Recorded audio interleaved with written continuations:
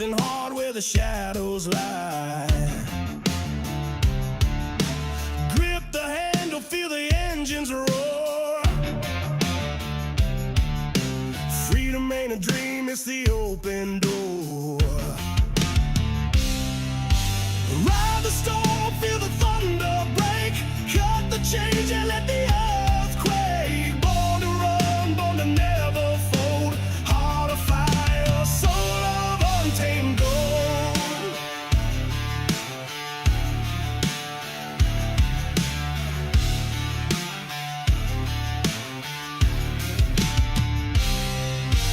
Night's a beast, it devours the weak.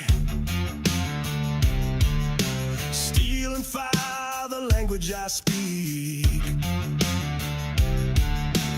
Dust in my lungs, wind in my face. Speed's my temple, this road's my grace. Ride the storm, feel the thunder break. Cut the change and let the earth quake. Born to run, born to never fold. Heart of fire, soul of untamed gold.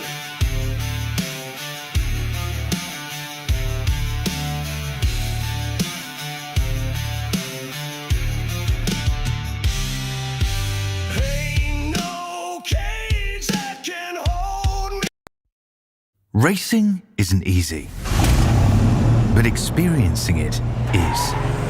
iRacing puts you in the driver's seat with the industry's leading sim racing game. Drive on laser scan replicas of the greatest racing circuits from around the world. Go head to head against other drivers chosen by skill-based matchmaking to ensure competitive racing at every level. Compete across all your favorite series. In officially licensed cars, engineered to deliver the most accurate driving experience possible.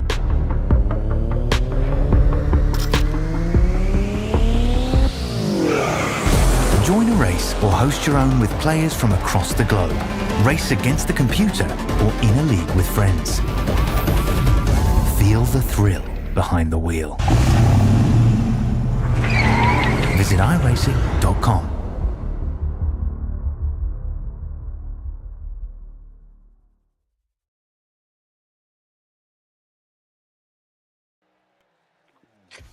Good evening, everybody. Welcome back to the Australian NASCAR Truck Series here at Michigan. It's championship night.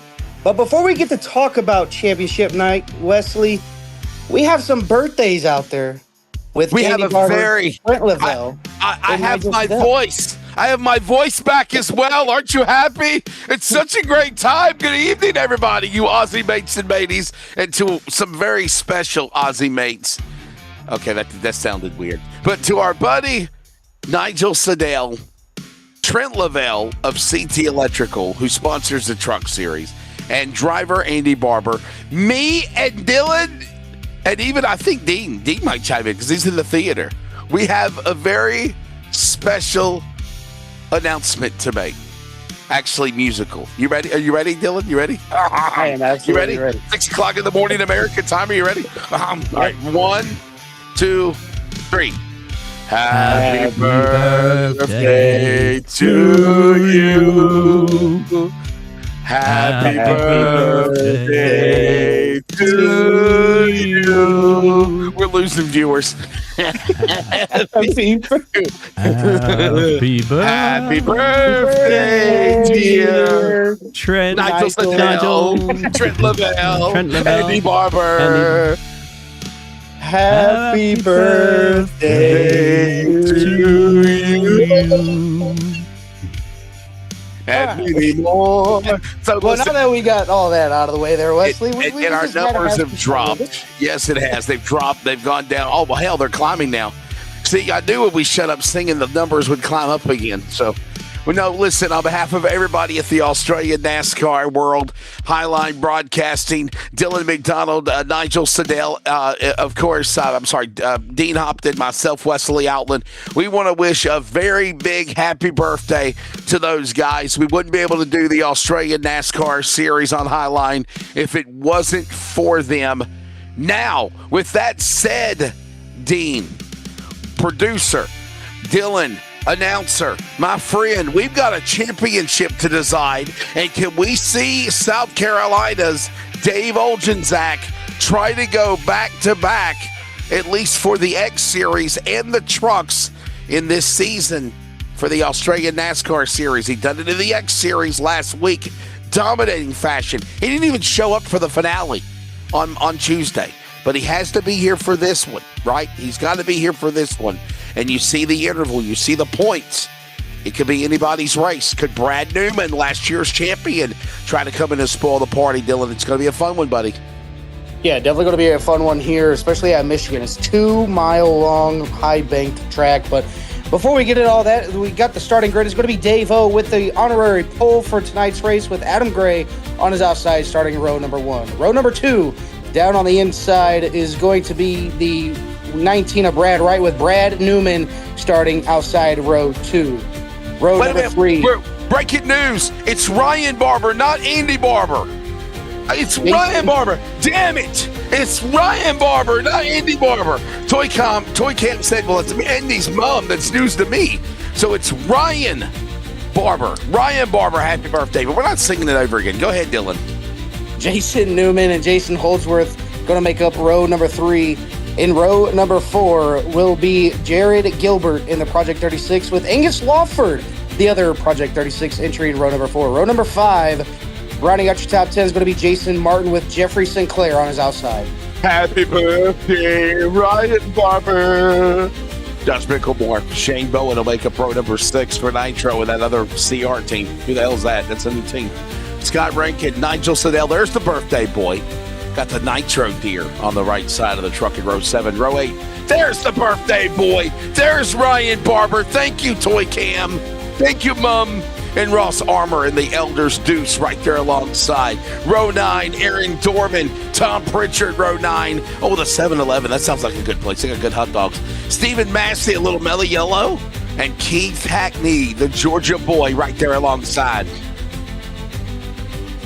In 21st is going to be Kute Dow and Tom Freer in row 11.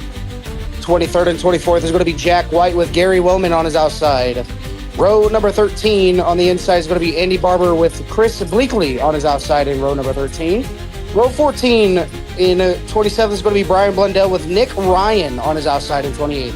Running out the top 30 is going to be Trent Lavelle, CT Electrical, with David Lawler. Running out your top 30. Not done yet. Mark Grocott will be alongside with James Davis. Project 36, will they finish strong? We'll see what they do. Riley Curtis Nitro, 1-9 Racing to Kelvin Clark on the outside at row 17. Row 18 on the grid.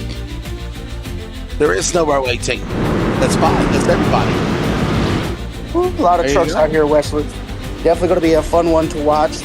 I did a lot of these Michigan races last week, and man, let me tell you, it's definitely going to be fun to watch. The track is going to be huge. Dirty Air is going to be huge as well, but getting ready to start the green flag racing as it sits right now. 125 laps the distance, 2 30-lap stages with a 65-lap stage to end it.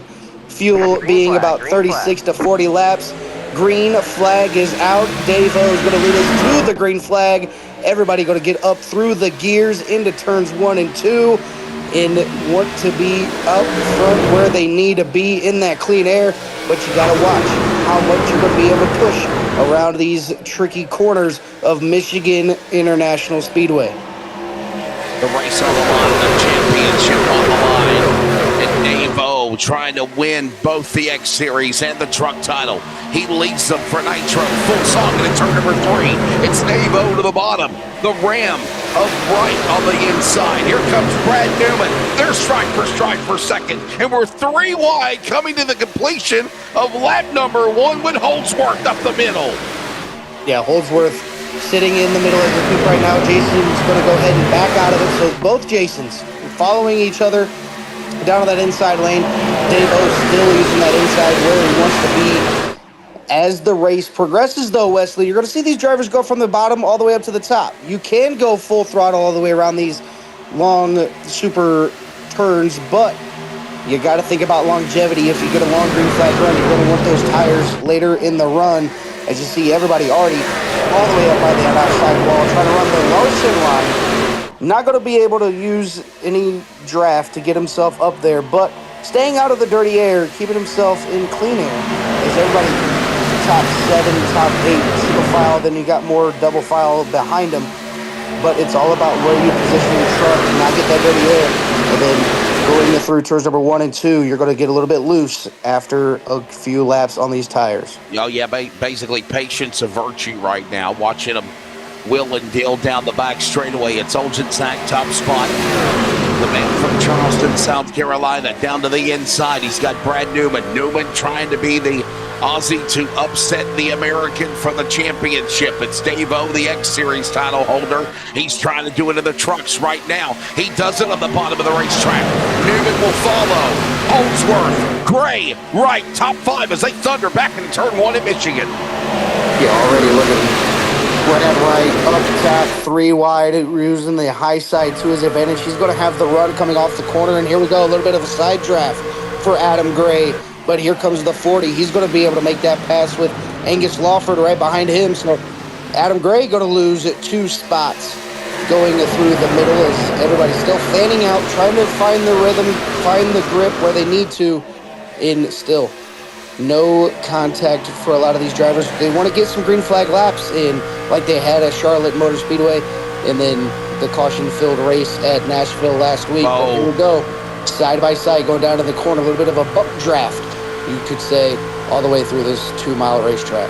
And Jason Holdsworth trying to block the lanes 2 or 3 times, and he's only got 1 truck to do it. Somehow, he'll hold them off. Looking from the high side, a truck bouncing off the wall in front of the Gray machine. That's Brad Wright's truck, 19 in the fence. He now goes back to the bottom of the racetrack. Bowen will follow. We're 3 wide. Up the middle goes Scott Rankin. He'll now split between Wright and Micklemore. Here comes Lawford back now in the mix, and it's now 5 or 6 trucks. Throw a blanket over him for that spot as it's in the top 5 in turn 1.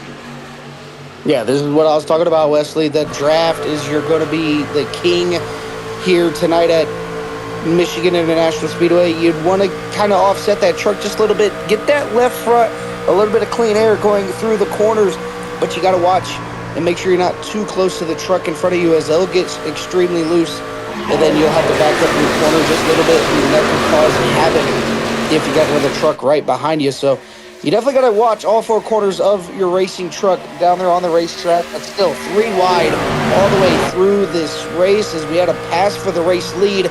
Brad Newman getting around to Dave-O. He's going to lead a lap. These are crucial points for Brad Newman. He wasn't able to get the pole here tonight, but leading some laps, getting the stage wins mean a lot to Brad Newman as it sits right now. It certainly is. Hey, by the way, let's talk a little bit about Michigan as things kind of simmer down for just a little bit. I spoke too soon, by God Almighty. They're about to heat up again behind the top 5. We're going to try to go 3 wide. Michigan coming off turn 4. This is a 2-mile, 3.2 kilometer D-shaped oval located in the Irish Hills of Brooklyn, Michigan. Renowned as one of the fastest tracks in NASCAR. Its sweeping dimensions allow for speeds exceeding 200 plus miles an hour. 18 degrees of banking in the corners, 12 degrees in the front stretch, 5 degrees on the back straightaway. And the track width, 73 feet wide, providing ample room for 3 and 4 wide racing, but not for long. Before lap 10, cautions out. We got trouble. Bottom of the apron. What's the birthday boy? Nigel Sedale gets collected. Ross Armour, Tom Freer. Trucks, bottom of the racetrack now, climbing the back straightaway, and the yellow comes up for the first time in lap number 8. We get ready for a replay. Yeah, replay brought to you by CT Electrical. You can see there 4 wide going out of the corner. Just not a lot of room there, and there it goes. Birthday boy. That's Brad Wright. Ross Armour, Nigel Sedale. Nigel, not, ooh, man. All these trucks, man, they're like, You know what you need to take like the little sound effects and do like the mine. Yeah. Mine. What's this? And look at Brad Wright. Nowhere to go. Nowhere to go for the 69. Our birthday boy. Oh, boy. Nigel, you might want to stick to announcing. I don't know. Sometimes he struggles. He just It's not, Hey, not a good way to celebrate your birthday, Dylan. yeah, that's exactly why I came up into the broadcast booth. I was like, you know what? I'd rather be safe up here in the broadcast booth. I ain't got to worry about wrecking myself, wrecking anybody else. Ross Armour almost got through it Yeah. completely. And then right there at the last second, pirouette, all three of them, Tom Freer, Jordan Martin, and Ross Armour all in front of the outside. Synchronized wall butting, as Toy Cam 88 calls it. Barber's mum. The barber's mum. Not mom's, mum. Synchronized wall butting. Yeah, definitely not wall butting. Maybe wall kissing, maybe wall butting, because the ass end of the truck wasn't in the wall; it was the front nose. You know, now that I think about it, Wesley, you know, if I was down there on the racetrack, I think I would rather hit the rear end of the truck on the wall and not the front nose.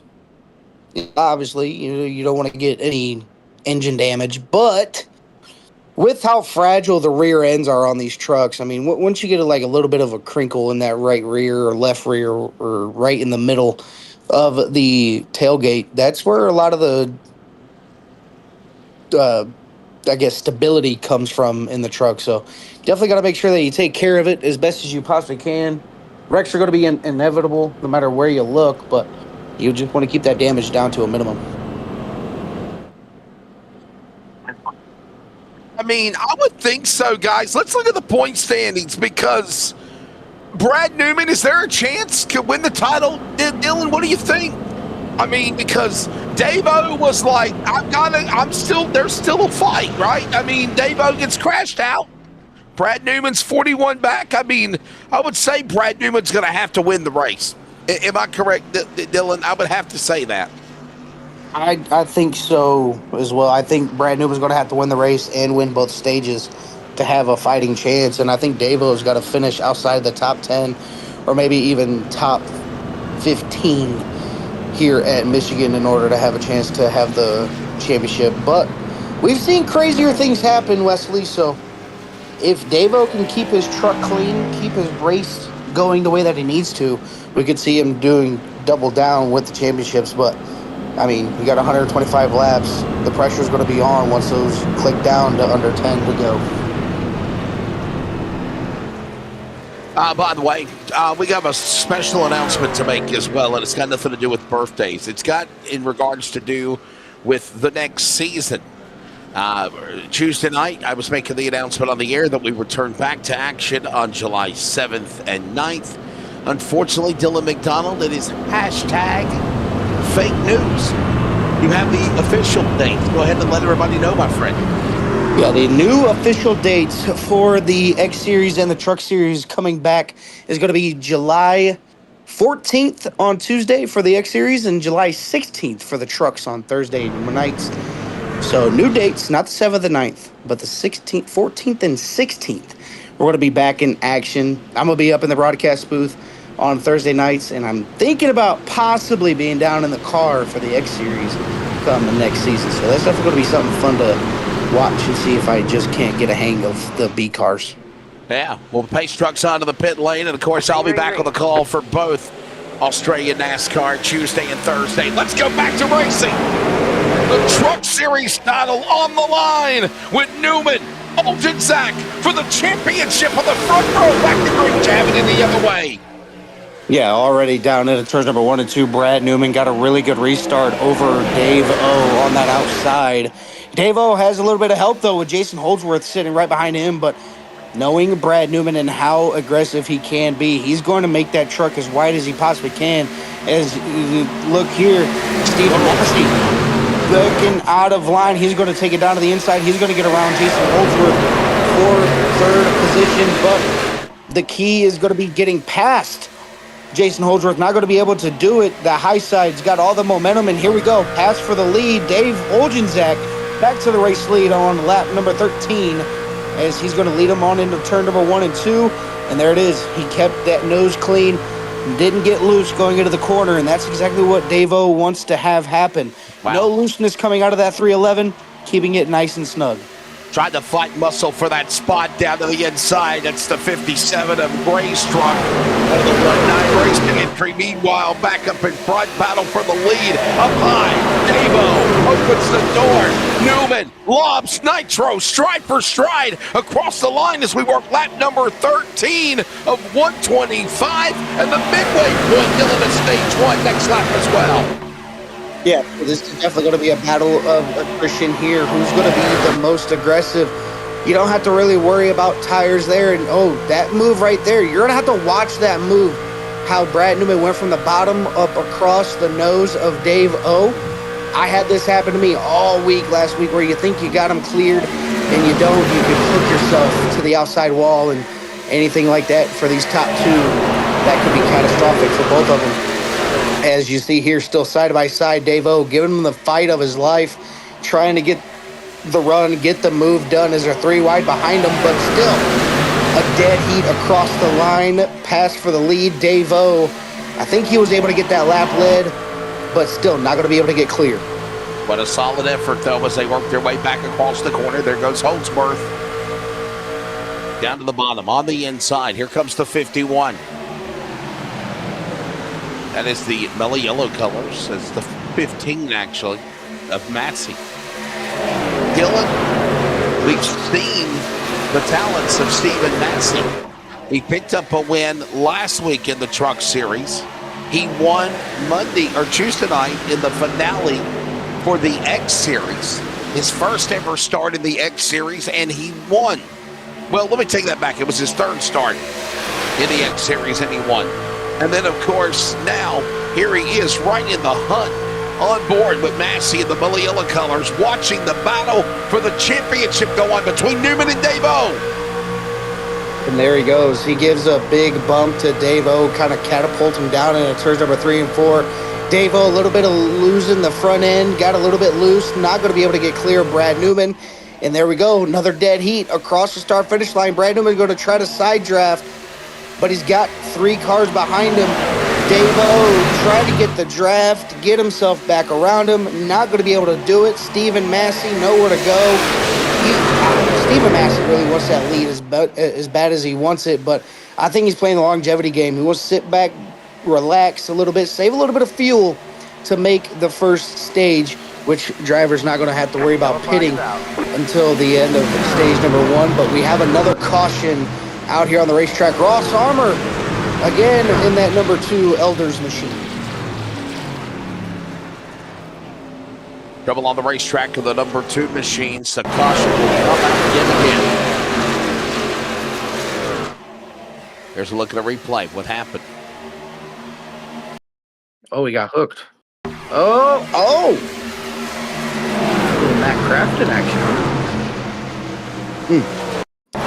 Definitely not what Ross Armour wanted to see, going up and over. Luckily able to land back on his wheels to get that truck rolling once again. I think it's another birthday boy. Oh. Well, he's always sideways on his lid. He's bicycled. You know, yeah. I don't think we should have sung Happy Birthday, because that's 2 of our birthday boys that got into accidents. Sorry. Yeah. You still have a great birthday and still crash. Yeah. You can still have a birthday and still have bad luck. That is true. Yeah, I don't. Well, yeah, look at that. I mean, oh boy, wow. It's definitely hard for a lot of these drivers, considering, you know, it's Michigan. They want to stay in that draft. Going down the backstretch, don't want to be left out to dry. I think that's just a case of kind of trying to stay in the draft, but side draft as well, and just didn't work out well for Ross Armour. There is our field coming across the stripe. Our coverage of the Australian NASCAR Truck Series is brought to you by CT Electrical. Thank you to Trent Lavelle. Happy birthday, Trent Lavelle. Enjoy your special day in Bathurst, my friend, and we do appreciate him sponsoring the Australian NASCAR Truck Series. We appreciate them. Nitro Racing as well. 02633066666 is what we were told. Call him now. Tell him happy birthday. So tell him it's your money. Yeah, yeah. Call. I have a structured settlement and I need cash now. So call Electrical CT Electrical 877 cash now. Dylan, you know what I'm talking about, right? Exactly. Come on. Do you Aussies? Do you Aussies have that commercial in Australia? Do you have that commercial in Australia? It's your money. Do what you want to with it. What is it, J.G. Whitworth? I think. I mean, we're not in any way promoting another business, but it is. It's Dylan, I feel that Dean would know it because he's into the theater, so he's like, he would know what we're talking about. Hey, Got that woman in the opera. I have a structured settlement, but I need God now. Okay, Dylan, I'm sorry. Dean, I'm gonna shut up. And this, ladies and gentlemen, is how quick Wes can lose his voice. No, I'm not going to lose my voice. I never lost my voice. I had allergies from hell, Dylan. Oh, that happened during the birthday singing, I think they don't like us singing. I don't know why. We should try out for America's Got Talent or American Idol. American Idol. I'm telling you, man. She bang. They just don't know what they're missing. That's all it is. They just don't know what they're missing.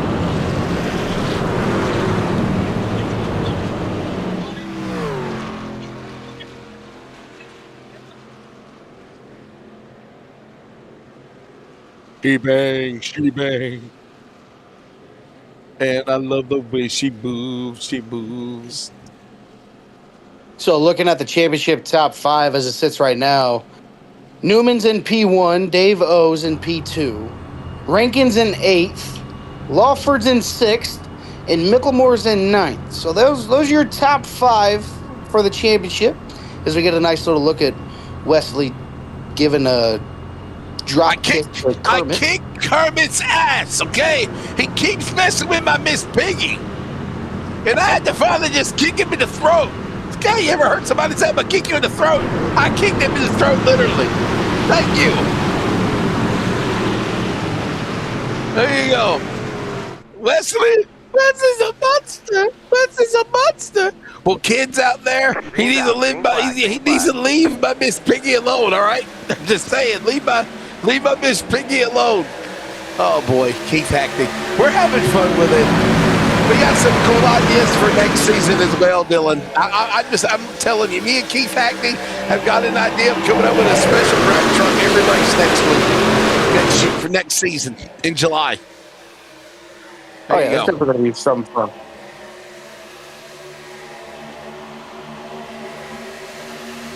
Well, there you go. Yeah.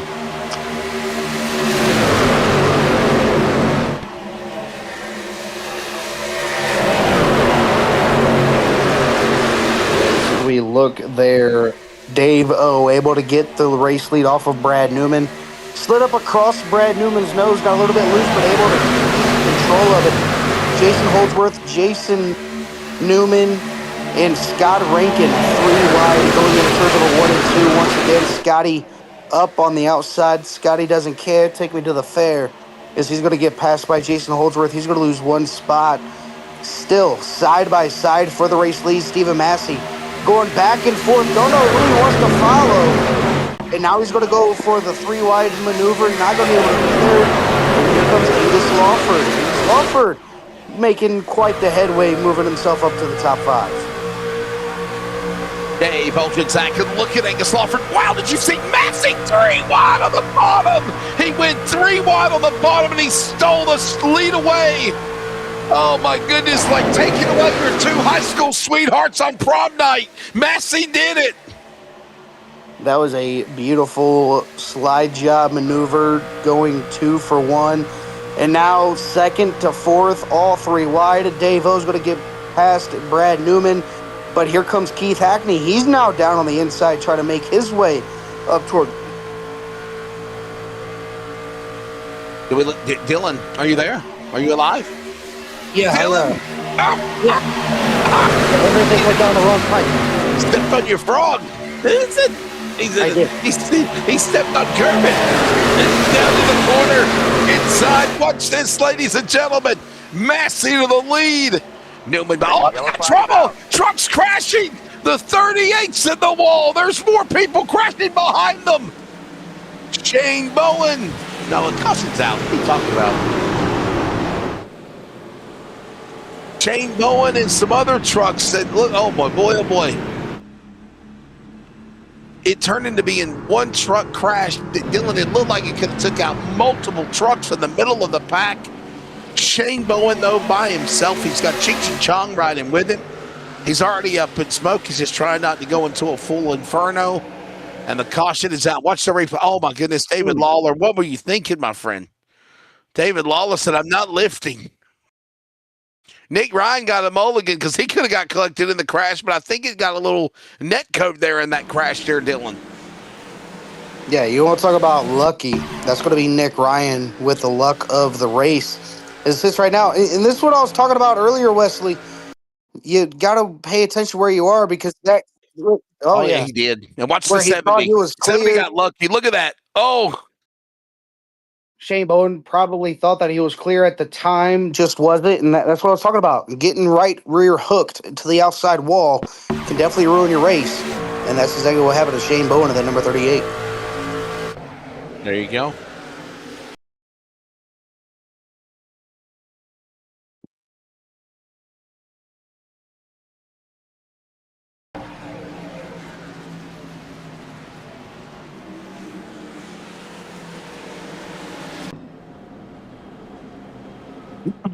Another look at it again, another look at a replay. There you go. Pit road's actually quite full as it sits right now, 26 laps out of 125. I believe they're going to go back green and get a couple laps in for the end of stage number 1 and start stage number 2. So a lot of the drivers flipping the stage, getting it done. They know that they can make the whole stage 2 on a tank of fuel. As a lot of those drivers are going to sit down in pit lane, get that damage fixed, whatever the damage they do have. I believe the only truck on pit lane that's going to stay on pit lane is going to be the 38 of Shane Bowen. But as it sits right now, Stephen Massey with the race lead. Brad Newman in second. Dave O in third. Keith Hackney in fourth. Then rounding out your top 5 is going to be Jason Holdsworth. Angus Lawford in 6th. 7th is going to be Jason Newman. 9th, Scott Rankin, or 8th, Scott Rankin. 9th is going to be Josh Micklemore. And running out your top 10 is going to be Adam Gray. So, different top 10 as it sits right now, Wesley, but the top 3 have not changed since the start of the green flag. That's exactly right. Hey, there, everybody, there's a look at the schedule of we've gone through. And remember, Highline will broadcast season 2. Let me clarify that. It'll be season 2 for the summer, and it will return on July. By the way, I just want to throw that out there because we were told there's a different date now. So make sure you get ready for it. The 16th of July for the trucks. There you go.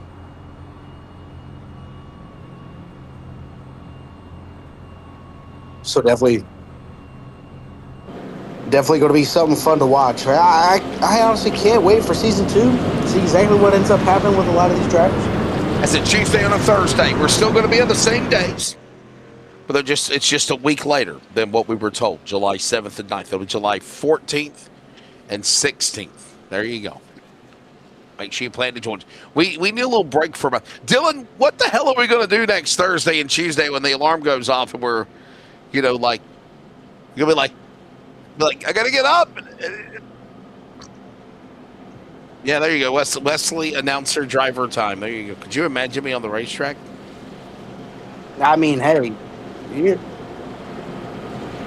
I'm gonna have to drive with I don't have a steering wheel. I'll have to drive with my fingers on the keyboard. Yeah.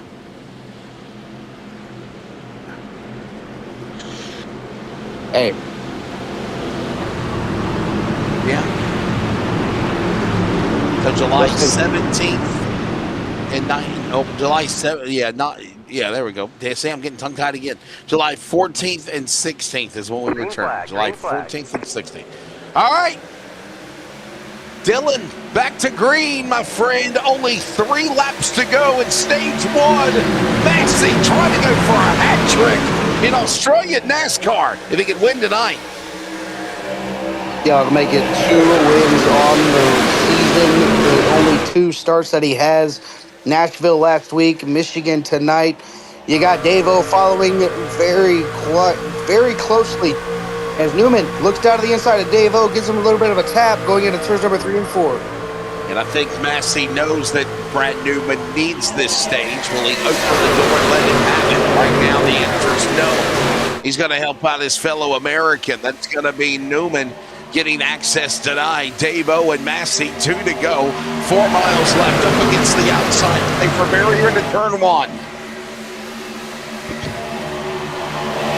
Dave-O looking for a deep dive down to the inside. He's going to be able to get clear of Stephen Massey. He's going to move up. Keith Hackney now sitting at P3, not able to get up in line. He's going to be the odd man out. But you got 3 of the Nitro drivers up in the top. And then you got the Lobs drivers in 4th and 5th. The brothers, Brad and Jason, working together, trying to get back up there towards the front. 1 lap to go in stage number 1. It's all Dave-O out front. Stephen Massey to follow. The 2 brothers going side by side in turns number 1 and 2. They got Tom Freed, who was involved in that earlier wreck. He's battling now side by side with Jason Holdsworth. Back straightaway, final time. Dave-O up against the outside wall. Hackney behind him. Here comes Massey. He's got a push from a couple of Lobs trucks. That's Massey now inside. Give him plenty of room. He will. They're getting 3 wide behind them. Meanwhile, Dave-O comes to the line on 4. Yeah, Dave-O's going to be able to get the first stage win of the night. Once the top 10 cross the start-finish line, they're going to throw the caution. There it is. But Dave-O, stage 1 winner here in Michigan. He's off to a great start. Can he keep the momentum going for the rest of this race?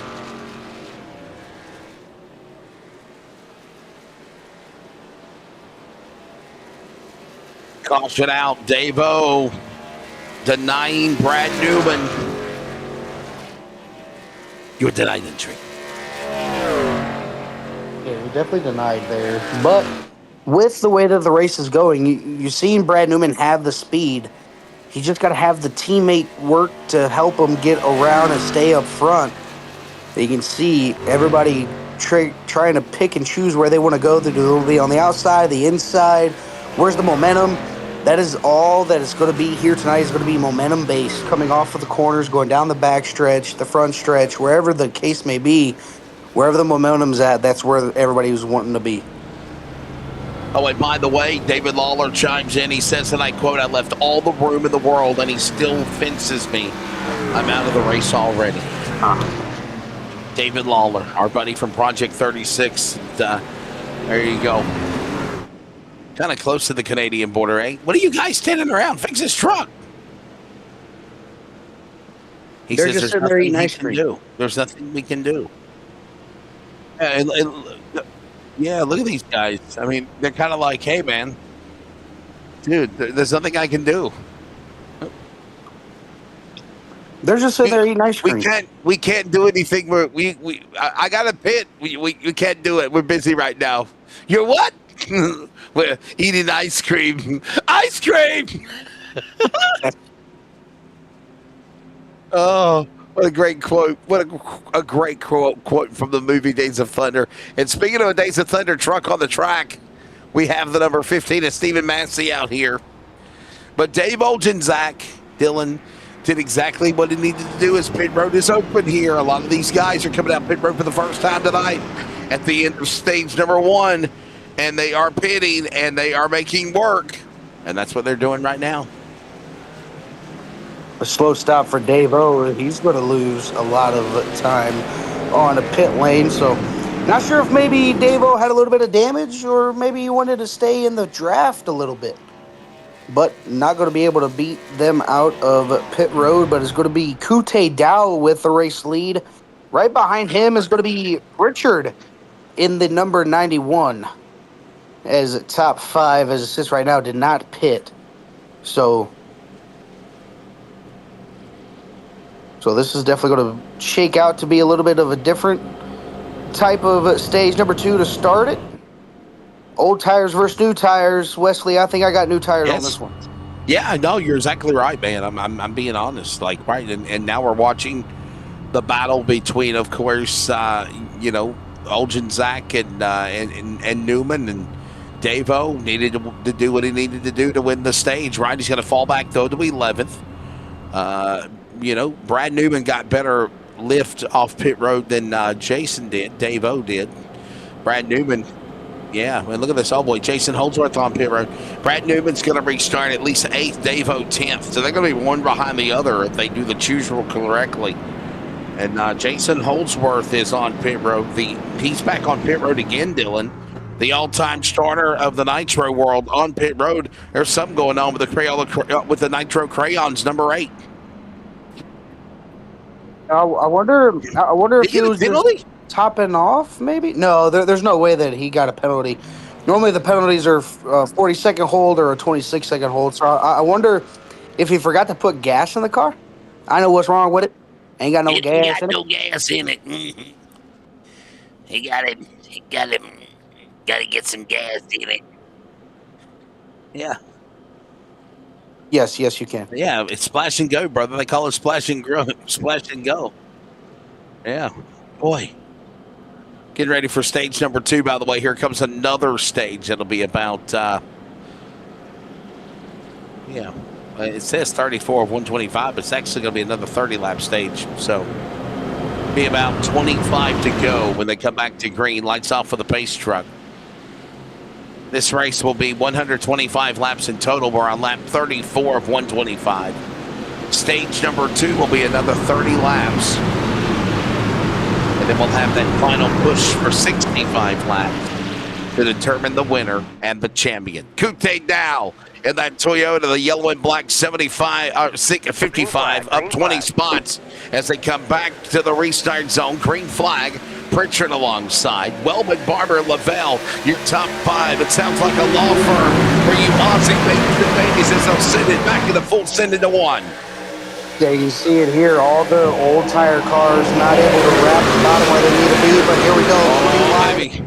Maybe even 4 wide. Trey Lavelle getting passed by Stephen Massey as it sits right now, and there we go. 4 wide down the backstretch here at Michigan International Speedway. The new tires not wasting any time, want to get through the field, and this is where patience is definitely going to be a virtue here. You got old tires in front of you. You got to pick and choose where you go. You don't want to be stuck behind them, but you also don't want to run them over. As Lawford shoots the gap, goes through the middle. He's got Jamie Davis right behind him, so 2 Project 36 machines both lined up in a line, trying to get up there, and here we go. Oh, Keith Hackney a little bit loose. He's going to go all the way up to the outside wall. Hackney 4 wide as well now, trying to keep it off the safer barrier, trying to keep it off of one another. Oh my goodness, watch Jamie Davis under attack by Mickelmore. And on the inside now, shoving, pushing, banging, slamming. Up high goes Hackney. He says, I am getting away from this chaos, even though he's got a man beating the hell out of Kermit the Frog on the back of his tailgate. All this going on now. It is him clearing, going back up. Here comes Kute now. He says, I'm gone. Masty watches, he's on the bottom. And the battle for the championship is side by side, Dylan, at a 2 between Newman and Davo off 4-2. Yeah, both still side by side. Davo's got the preferred line being on that outside. He's got the momentum. He's got the draft. He's got Stephen Massey right in front of him. Wonder what Stephen Massey's going to do if he's in the lead and he wants to keep those 2 side by side. We're going to see Stephen Massey go from the top to the bottom. Keep them side by side as long as he possibly can. It's all going to come down to where you position your truck as these laps wind down. I'm honestly surprised. Kute Dow is the one final driver on those old tires, still up in the top 3. And here we go, Stephen Massey, Brad Newman, side by side, Kute Dow on the outside, 3 wide, and here comes Davo. He's going down low, 4 wide into turn number 3 and 4. He's licking his chops. He said, excuse me, can I have another? Normally you got to pay double for that kind of action. Davo on the inside takes the lead away from all of them like a thief in the night. And there's a caution behind them. Oh. Calvin Clark in trouble. Adam Gray, apologies. Adam Gray.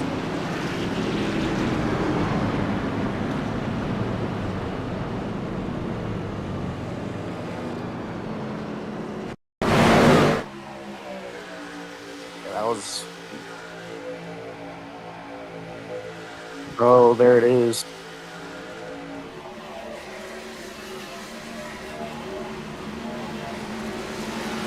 I am honestly surprised all those drivers got around all that promotion coming out of turn number 3 and 4.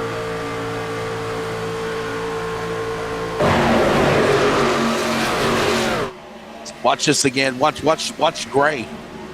Oh, look at this. Adam, man, he's spun all the way through the pack from the top of the racetrack to the bottom, Dylan McDonald, and everybody missed. And watch this from this angle with Holdsworth. Look at this. Look. Oh! You know, not gonna lie. In the grass. If that was the old grass model and Jason Holdsworth got on his brakes, all he's going to do is slide. The front tires go to slide. You have no grip on the grass. And yeah, he got a little bit of a tap from Josh Micklemore. And then right there, man, oh man. As Ryan Barber said, I nearly died on his birthday, virtually. He said, I literally had an out-of-body experience. Watch this, the birthday boy, Ryan Barber. And look at this now, Micklemore into Adam Gray. That's the 1-9 racing entry. Look at him sideways.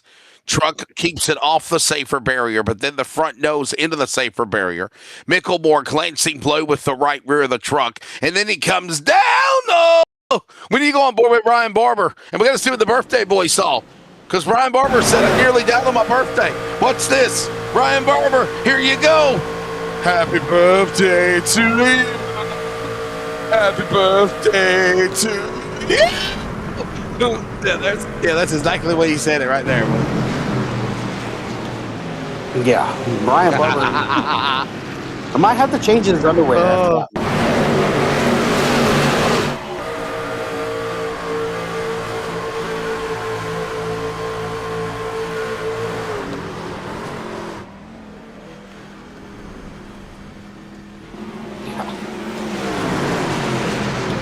Having everybody miss like that is absolutely phenomenal. Round of applause to everybody out there in the racing to miss everything that was going over. Dylan, you live in the States, my friend. Have you ever heard of the Big Rock Blue Marlin tournament? It's in North Carolina. It's something big every year, like a big fishing tournament. I have not. So let me run something by you that's going to blow your mind. This is in the coast of North Carolina, Dylan and Dean. At the Big Rock Landing Fishing Marlin Tournament yesterday, somebody caught a marlin fish that was 919.9 pounds. Can you imagine? That's a record. And look at this move, guys. We're going back 4 wide again. Look at this. And this is the 0-1-1 Dave over to the bottom. Look at the move, 4 wide, and gradually, gingerly, gracefully pulls to the inside, Dylan, and makes the pass. Dave Olgenzak around Newman and Massey and Kute Dow for the lead. But yeah, man, somebody caught a 920-pound fish. They got paid. Listen to this, Dylan. We're in the wrong damn business. They caught a 920-pound fish off the coast of North Carolina. They got paid $871,250. How crazy is that? Makes me want to go to North Carolina. Telling you, Big Marlin, Big Rock. Green. 920-pound marlin fish. Dude, it looks like they called it. It looks like they called it with like a machine thing. They got it on a hook, and they got it on a winch and a big rope. Yes. You in and you walk the plank, you fishy bitch. Oops, sorry. Let's go. Oh, we're crashing. Speaking of walking the plank. Oh no! Oh no! Bob's your uncle. Oh no! What is Wafu Chat? Wafu Chat. I'm gonna Google that. Is that like an adult Wafu Chat? Adult chat? Yeah. Wafu Chat's got a heart. Must be something. There you go. Birthday boy. He says I can do what I want to. Here's a replay.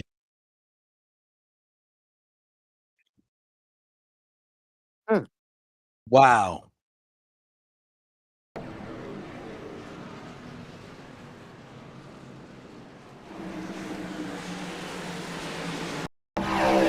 Look like Riley Curtis too.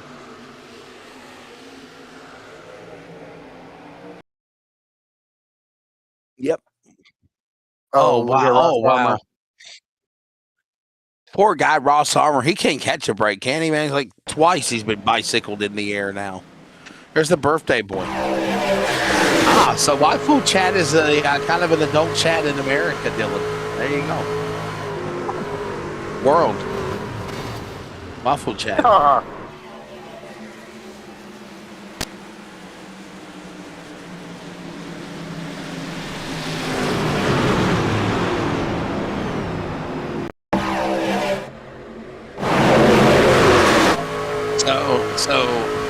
So you can role play with AI characters. That's all I can say. AI ladies waiting to chat. That's all I'm going to say. Mom, do you know your son Ryan's got it? Oh my God, Dylan, help me! Where's Mom at? Where's Toy Cam? Wait a second. She's got a name like Toy Cam, and he's got Wafu Chat on his truck. Yeah. Okay, it's all in the family, I guess. You don't have to. Oh, look at Dorman's hood. It's like driving a fifth gen. That's a new aerodynamics we're working on. There he goes. Oh boy. Oh man, did you see how close he got into the wall, guys? Did y'all see that? Watch this. Watch here in Dorman. There's a wall there. Watch how close he got to hitting it. Look at right about there when the hood come down. Wow. Ooh. Oh my goodness. I'm just shocked by the Wafu Chat, Dylan. Yeah.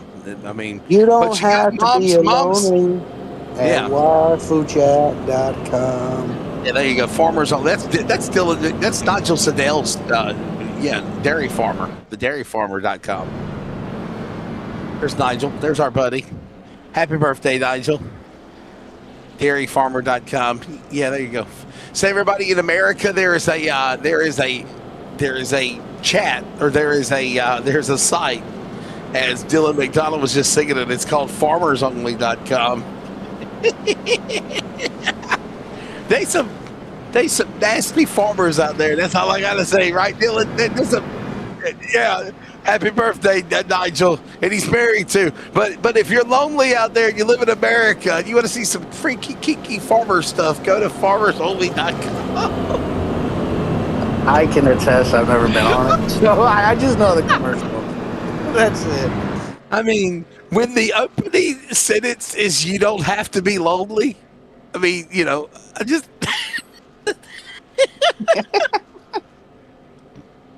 We have too much fun. It's not find the love of your life, or come and come and grow eggs with me. It's you don't have to be lonely. Oh, we do have fun, by the way, and it's 6:55 in the morning, by the way, in America where we are. Yeah, absolutely. Yeah. Oh my goodness.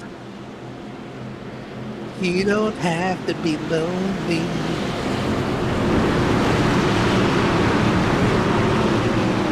Yeah. I mean, maybe one day we'll invest in commercials. Ryan Barber, the birthday boy, the snafu chat or chat food chat or whatever the hell it's called, has got 8 minutes of damage. Happy birthday, you nasty man. Let's go back to green. You know, right there, you see it now, Wes. Stephen Massey got a really good restart on that outside. He was able to stay alongside of Dave-O, but he gave him a little bit too much room. That's going to allow him to get single file once again, going off of turns number 1 and 2. Brad Newman sitting there in P number 3, looking down to the inside of Stephen Massey. Not going to be able to get there. Maybe he does. Now they're going to be side by side. Does this help out Dave-O, or does it help out Brad Newman? As Dave-O has to play both parties, as behind them, Keith Hackney says, you know what, hold my beer. Kermit, get off of Wesley. I'm going to make it 3 wide and try to make myself up here towards the front. I'm going to kick him in the throat.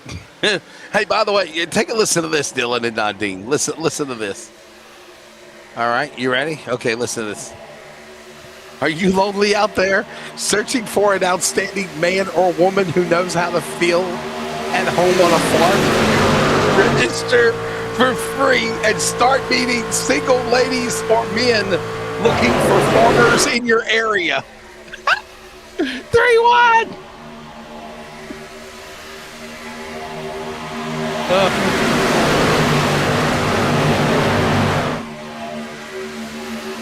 That's right. Back underway. I was just trying to find out what Snafu Chat was or Chat Chat wasn't. It's kind of today's version of Farmers Only.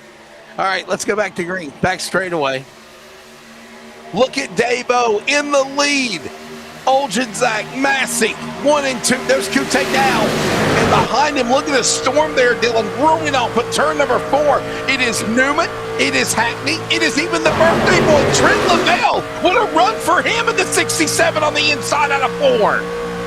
Yeah, he's putting the strategy together, keeping himself up towards the front as he is following behind Keith Hackney very closely. The one thing that I've noticed so far, Wesley, is Kute Dow still on those older tires, holding strong in 5th position.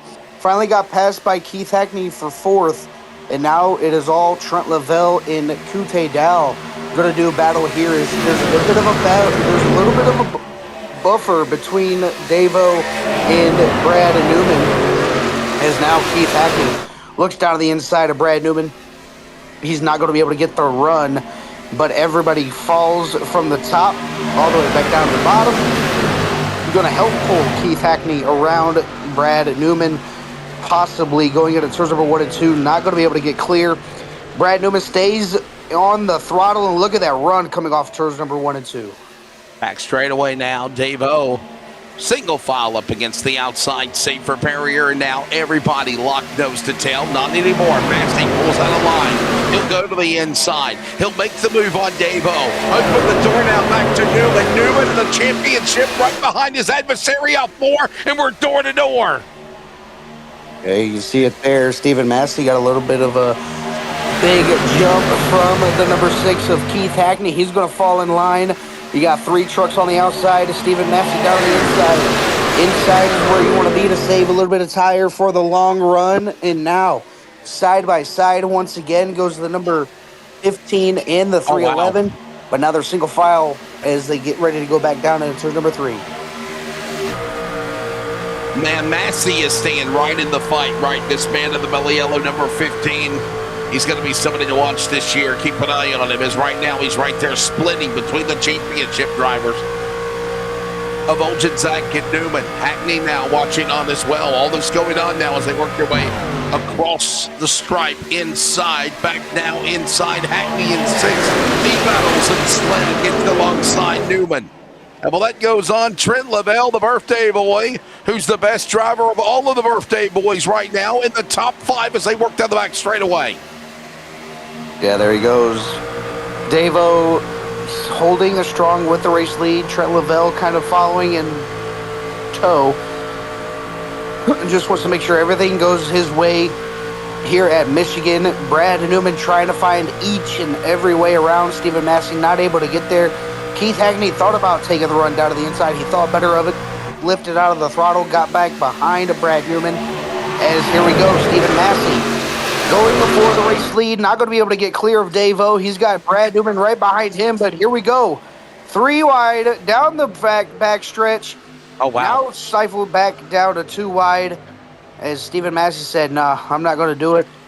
And here we go. Trent Lavelle trying to make a move on Keith Hackney.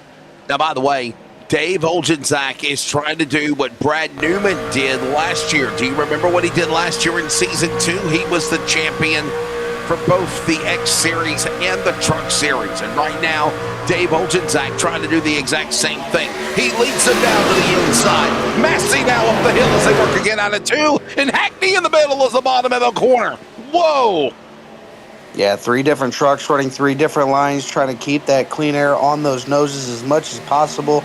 Stephen Massey back down to the inside. He's going to try to clear Dave-O into 3 and 4. He's going to be able to get it done this time by. He's going to slide up right in front of Dave-O.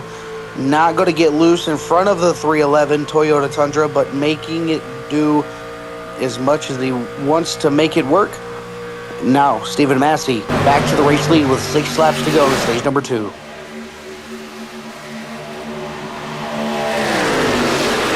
Listen to those trucks rock, rolling, rumble into the corner. Hey, Dylan, it's calmed down a little bit. According to Riley Curtis, they didn't read my tailgate, obviously. Can we read the tailgate on Riley Curtis's truck? Riley Curtis is at 27.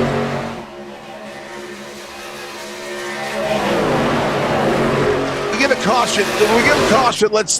a caution. Let's remember it. There you go. Riley Curtis. We haven't forgotten you, buddy. We're going to try to show your tailgate. He says, obviously, they didn't read my comments on the tailgate, so we need to check it out. Riders of the storm, ride. Down into turn number 2, and they go up the top side. Yes, it is. Riley Curtis says they didn't read my tailgate, obviously. So, back straight away. Look at now Stephen Massey and Dave-O. And Dylan, Stephen Massey has been a noose, if you will. He's been a noose, a pest to the championship guys, but he's running his own race as well. Yeah, absolutely. You know, he's not battling for the points or the championship. He's just battling out here to say, hey, you know what? I belong. I can run with the top guys. The juggernauts of the season going to be Matt Danson. You got Brad Newman. Dave-O's an up-and-coming juggernaut as well. Same with Keith Hackney. But, you know, you got the veterans. Jason Holdsworth, Riley Curtis, Trent Lavelle. The drivers that have been here for multiple years, they're kind of starting to show their stuff, too. They might have been a little bit late for them to get the points that they needed to put themselves in a championship hunt. But still, it's always better to end the season on a good note with good momentum for the next season, and then kind of just take it from there. Is, you know, we're going to have a little bit of an off season with the next gens. 6 total weeks, 12 races, double headers for 6 weeks. So can't wait to see what that entails. You know, these drivers doing a lot of different cars, which is just the Xfinity cars and the trucks. They're actually going to get into one of the next gens and see what kind of racing that can provide here on Highline HQ. And by the way, don't forget the Season 2 begins on July 14th for the X Series, July 16th for the trucks as well. And as we mentioned, that'll be another Season 2. That'll be another, 15, 16-week season like we did with this one. And then as Dylan mentioned, we come back, we reset, we get ready for December. And we've got the the 6-week, 2-night program, 12 races in 6 weeks, basically 2 nights a week on Tuesday and Thursday with the Australian NASCAR Championship Chase All-Stars. And that's going to be fun. The best of the trucks, the best of the X Series, driving the next-gen Cup car. Final lap, Massey leads. Dave-O wants to win both stages. He's on the inside in turn 1. Yeah, Dave-O's not pulling out any of the stops. He's going to be able to get clear of Stephen Massey through turns number 1 and 2, but Stephen Massey, nice little crossover move. He's going to be down on the inside. Who does Keith Hackney go with? Keith Hackney throwing a bit of a block on Brad Newman, slowing his momentum down. Side by side, once again, a little bit of a door tag between those two of Keith Hackney and Brad Newman. Side by side off of turns number 3 and 4 for the final time in stage number 2, but it's going to be Dave-O gets clear as Dave-O sweeps those stages. Man, if that's anything what stage 3 has to offer, ooh, we're going to be in for a treat. We are going to be in the final 65 laps of the season.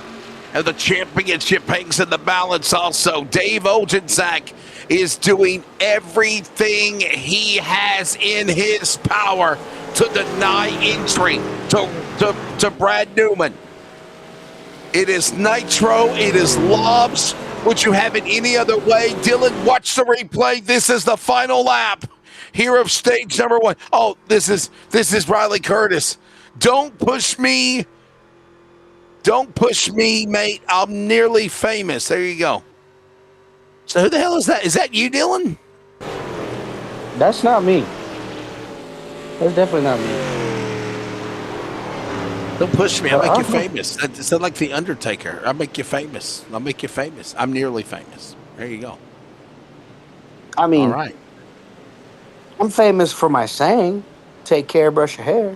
Take care, brush your hair, unless you're bald.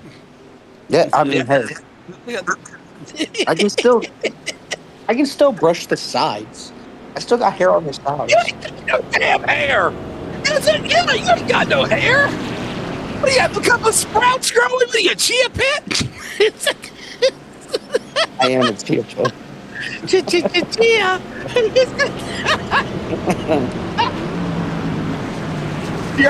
Your hair's growing on the wrong. Dylan, your hair is growing in the wrong places, dude. You got to grow it on the top, not the bottom. Dylan, do you know the Muffin Man? Do you? The Muffin Man?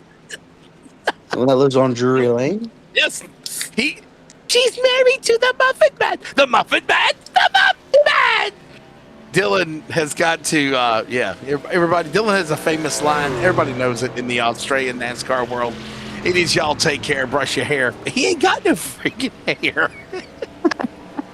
Well, you know what? From now on, I'm going to say, take care, brush your beard. How about that? There you go. And some bearded. Take care, brush your beard. There you go. Emmett Crow says Wesley looking photogenic. Hey, at least it's not the AI version of us, okay? There's an AI version of me and Nigel, and I freaking hate it, okay? We're like a redneck version of the Blues Brothers. We got to change that. That's all I got to say. We got to change that. He's got to step up and he's got to step up. Hey, Chatbox says live lead, whether it's on Facebook, on Highline Broadcasting, Australian NASCAR, or YouTube. Craig Michael Deacon says LFG, Grip Hackney. I think that's let's F and go, Grip Hackney. John Hemingway says I'm watching on YouTube, but I'm messaging you guys on Facebook. Thank you. There you go. Shut it, James. Brian Barber says shut it, James. James, I guess, is talking smack. I think, Dylan, what do you think? Do you feel like with these two stage wins over Brad Newman, do you feel like we've seen Dave Oljanczak lock up the title? He's gone back-to-back in the X Series and the trucks. What do you think? I think it was pretty much locked up as soon as he got those two stage wins. Because, I mean, you got pole award, too. So there's some extra points. So, I would be safe to say Dave-O is officially locked up the championship with that second stage win of the night. There you go. Now, is he going to just kind of roll over and just be content? No. He'll want to win it. He's definitely got the power to do it.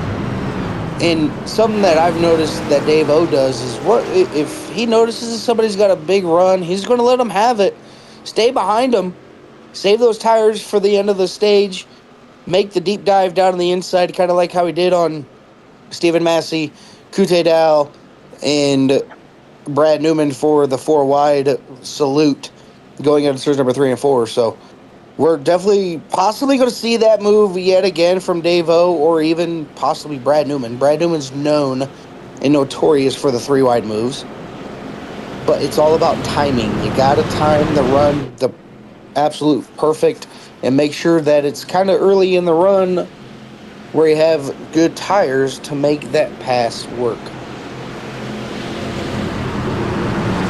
By the way, in case you didn't know, this is the championship race. We will come back in July the 14th and 16th for the new season, which will be season number 2 to determine who's going to that December chase. 61 to go in the season. The trucks come back to green here at Virtual Michigan. Dave Olchinczak pretty much has locked up the title. We're getting a final confirmation from Australian NASCAR officials, but we're thinking he has. Now all he's got to do is win the war. Newman wants to win that battle, at least try to upset something. He's on Dave-O's tailgate as they work the back straightaway back to green. Yeah, already looking down to the inside. It goes Brad Newman. He's going to be able to get clear of Dave-O. As it sits right now, he's going to get another lap led for that number 1 Logsy Sports Machine is 3 wide behind him. It looks like Gary Wellman up top, all the way up against the wall. Angus Lawford in the middle, and then he had Scott Rankin down on the inside with Jamie Davis right behind him. Trent Lavelle stuck in the thick of it, able to get all the way in and through. He's going to be side by side with Scott Rankin coming off turns number 1 and 2. Scott Rankin working his way up towards the front. He's going to lose that position to Trent Lavelle, as he's going to try to get himself back up there in the top 5.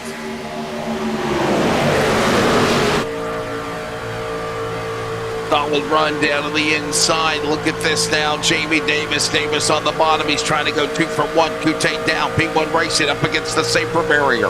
He's got now the 59. That is Rankin's truck. A quiet night for Scott Rankin until now. Now he climbs into the top 10. All this great action led by the birthday boy. Trent Lavelle back in 7th as they thunder into turn 1 and 2. Yeah, you can see it there. The outside playing a big factor here tonight. Able to get the runs where they need to, but the side draft is definitely going to be where you want to have it. Trent Lavelle not having any of it. Doesn't want to get anywhere near another truck as they go power around him on the outside. He wants to keep that number 67 as clean as he can, as they're going to be 3 wide coming off turns number 1 and 2. Kute Dow into the outside wall. Scott Rankin going to follow the 136 machine, or 92, excuse me, of Jamie Davis all the way in and through. He's going to make a 2 for 1 off of through the middle, but Jamie Davis hot on Angus Lawford's tail. He's going to try to make himself go all the way in and through, but still single file for the entire pack. Dave-O is getting behind the number 1 of Brad Newman as we got 3 wide once again. Gary Wellman in the middle of a Project 36 sandwich. Project 36 sandwich indeed. All these drivers work their way across the stripe. Watch down to the inside. There's Davis. Oh, Davis. Oh, the birthday boy. Be nice to the birthday boy. Trent Lavelle up in the fence. Oh, they reel him in. They squeeze him up against the wall. Oh, that's Jason Newman. Now it's Jason. Oh, there goes the birthday boy. Oh, you forgot to blow out the candles too early. Oh. And Nigel Sedell got a piece of it. Oh, no. Oh.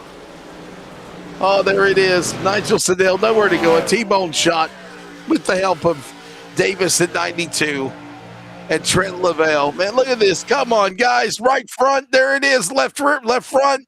Right front of Davis. Oh, Dylan, there he goes, man. Look at that. Oh, poor Trent Lavelle. Trent Lavelle not having a lot of damage on the number 67 of CT Electrical Machine, so he should be good to go. Go down into pit lane, fix whatever damage you got. Nigel Sedell, nowhere to go. He gets caught. Josh Micklemore, he gets caught up in it as well. The one that gets through it, though, is going to be Kute Dow. He was right place, right time up there on the outside. And luckily, nobody got hooked to the outside wall. Everybody's still able to keep on going. I'm honestly surprised that caused a caution. As we get another look at it with the John Deere Nitro scheme of Nigel Sedell. Oh, right in the door.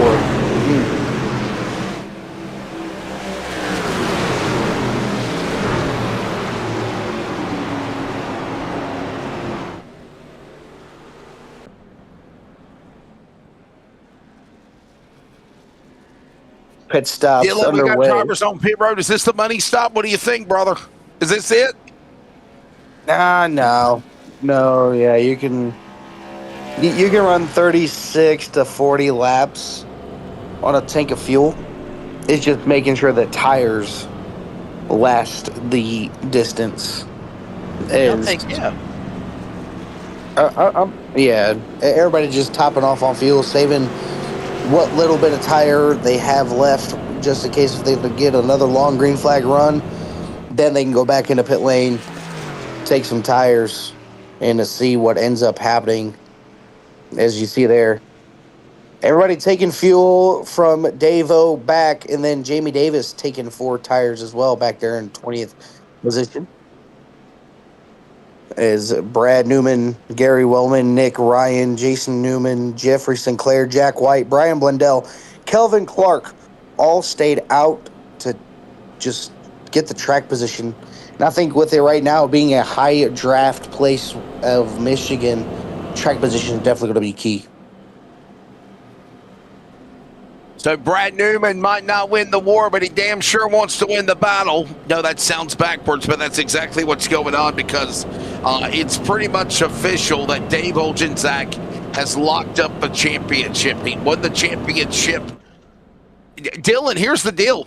Last week, he won the title for the X Series, the Australian NASCAR X Series that runs on Tuesday night. He didn't even show up to Echo Park, Old Atlanta, to race on Tuesday. He didn't even show up. And guess what? He didn't need to, because he won the championship. But for this one, he had to be here. And I think Dave-O has done exactly what he needs to do. A man from America. It is the driver from Charleston, South Carolina for Team Nitro Racing. He is going to sweep both the Australian NASCAR X Series and now trucks presented by CT Electrical. And now all he's got to do in the Mod Squad Toyota number 31 is race it out. He's won the championship, Dylan. Now he just races it out. Now, can I tell you something? Brad Newman ain't just going to roll over and let him take the victory. Yeah, I mean, that's definitely one way to look at it. Brad Newman wants to say, hey, you know what? I can go out a winner, winning the last race of the season. He can't get the championship, but he can at least go out saying, like, hey, you know what? I was able to win 2 races this season. I thought maybe Brad Newman was going to go winless for the season, but able to break through with that win earlier in the playoffs, catapulting himself to a good finish throughout the rest of the playoffs. So he wants to capitalize on it, get another win, say, hey, you know what? I may have not won the championship, but at least I can go out and say that I won the last race of season number 1 before we kick off season number 2. But it's going to be Brad Newman. Green. Gary Wellman going to lead these drivers back to the green flag. Gary not getting a good restart on that outside. Brad Newman in control, side by side, a big gap between the top 6 of cars. Going to be 3 wide going into turns number 1 and 2. Gary Wellman getting swallowed whole in through the middle.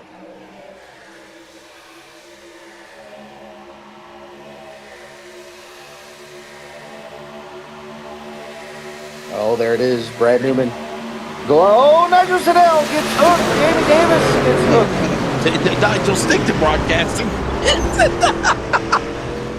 Oh, boy. There's Jamie Davis and Kelvin Clark up against the fence for 1-9 Racing. Oh, boy. Our buddy Nigel. Nigel can't catch a break. Let me clarify that. Nigel, I know I said stick to broadcasting, but look at Nigel. He's in the wrong place at the wrong time, Dylan. Bottom line, look at this.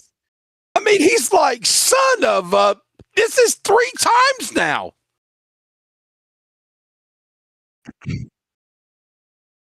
Son of a tam tam. Son of a tam tam. There you go, tam tams. He loves his tam tams. There you go.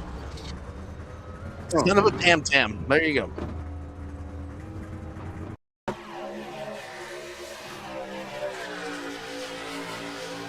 Were you clear? Were you not clear? What was Clark? Oh boy, that wasn't nice, Dylan. Look at that. Oh boy. No, that was on Clark. Clark tapped the 92, Dylan. Come on, man. Come on, Dean. Watch the 777.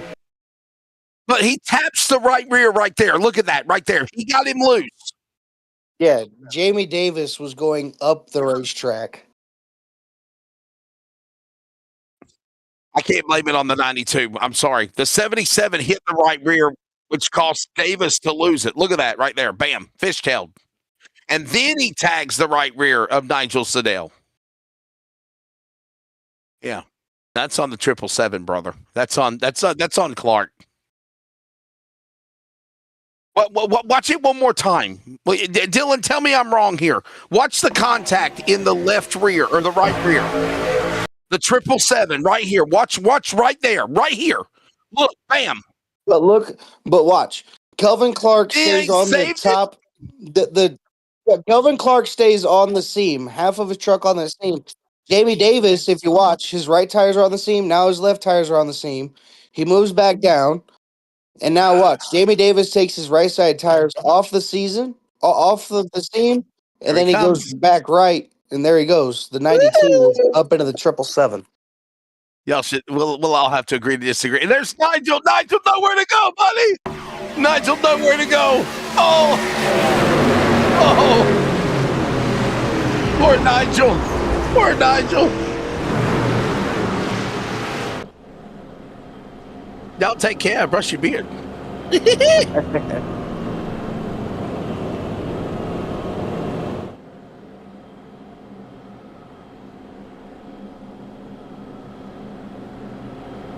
Poor Nigel. Poor Nigel. Poor Nigel, man. Who is at fault, audience? I ask you, poll the audience. Is it the 777 or is it the 90 or the other guy? Yeah. Is it the 777 or the 92? I didn't say that it was. I didn't say it was the 92. I said the 777 started it. Like, yeah.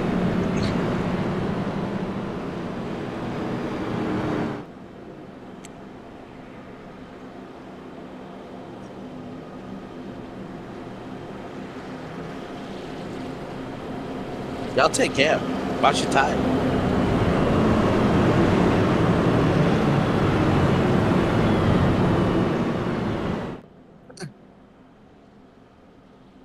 I like the way you move.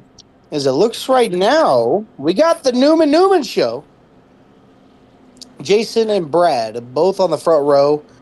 Then you got Nick Ryan in the 70 in P number 3 with Jeffrey Sinclair in 4th. Top 5 is going to be White. And then number 17 with Gary Wellman rounding out top 6. Dave O, Scott Rankin, Keith Hackney, and Josh Micklemore running out your top 10. And Wesley, I don't know about you, but I think that's the lowest that we've seen it. Dave O so far this race, sitting it back there in 7th position. Not sure if Dylan, do you think the Aussies have been watching the Stanley Cup final? We love hockey, right? Yeah. So do you think they get up at 2 o'clock in the morning for them to watch it? Well, I guess it's in the afternoon, I guess, for them, right? So if we play at 8 o'clock at night, what is it for y'all the next day? In the morning, I think. Yeah. Dylan, did you see the basketball game last night at Madison Square Garden? Which, I can't stand either team. But how the hell do you blow a 30-point lead in the NBA Finals? How the hell are you in the NBA Finals? Yeah, that's one sport I don't follow. Oh. I couldn't even tell you who was in the finals. It's San Antonio and the New York Knickerbockers. I remember them as the Knickerbockers, not the Knicks. The New York Knickerbockers.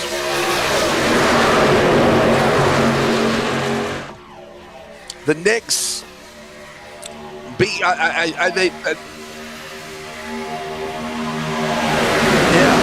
The Knicks won because the San Antonio Spurs blew a 30-plus point lead last night. How do you do that? Coaches will be fired. Contracts would be, you know, you'd lose a night's pay. Yeah.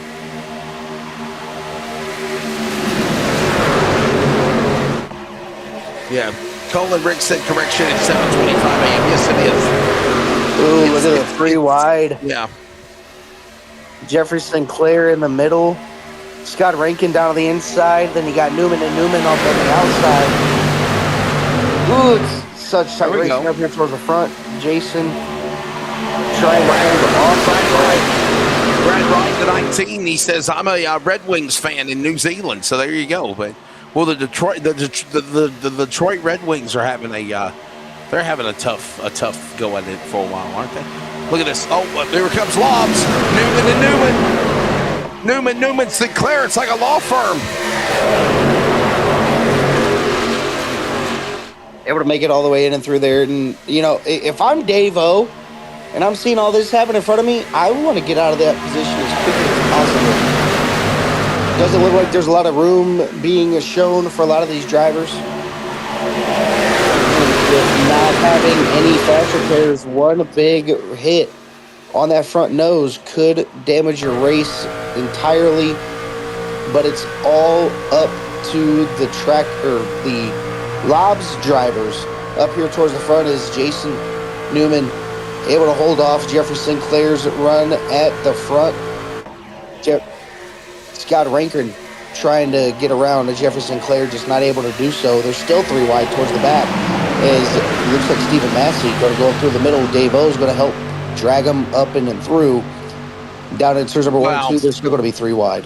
Feels like Smokey and the Bandit virtual style. Got a little Smokey and the Snowman. I'm eastbound and down, and that's exactly what Newman and Newman are doing. Sinclair now gets a little greedy. The Silver 40 for performance entry up on the high side in the virtual Motor City. Micklemore up top. Here comes Rankin with Massey on the bottom. Look at them 3 and 4 wide in the clouds here in Michigan on 4. Yeah, Massey had a huge run going into turns number 1 and 2. Went from the middle all the way down to the inside. Picked up 3 or 4 positions. Ended up losing 2 of those going down the backstretch. But there we go. Dave-O up to the outside lane this time by Jeffrey Sinclair in that number 40. Trying to do something. And here we go. Massey through the middle. Dave-O to follow. 3 wide is here we go. Dave-O. Big pump from Dave-O. Keith Hackney following behind him. The 3 U.S. drivers helping each other, getting up towards the front as Massey gets a little bit tight. And here we go, Jeffrey Sinclair all over the left side door of Jason Newman. Inside the 40, Sinclair down to the bottom of the racetrack. It's Newman and Newman. Sinclair, Massey, oh, he drifted in front of him. Oh, he almost shut the door on him, and Massey had nowhere to go. He goes to the high side, and we're 3 wide now. Sinclair, like a monkey in the middle right now between Dave-O and the 15 on the 2. Unbelievable.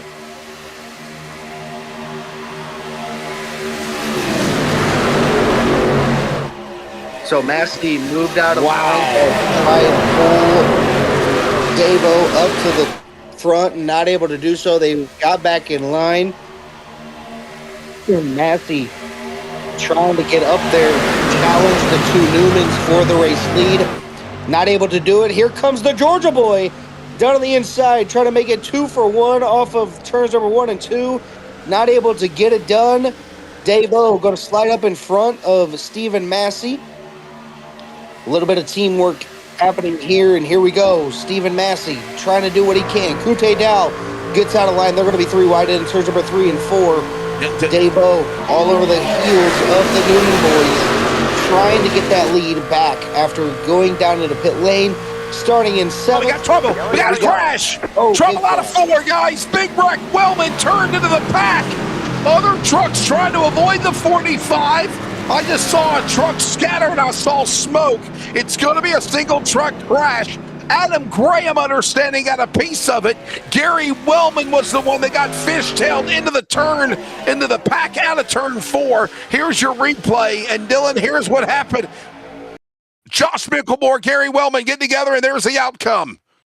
Look at Hackney up the middle. Look at Hackney whistling through there with contact with Kute Dow.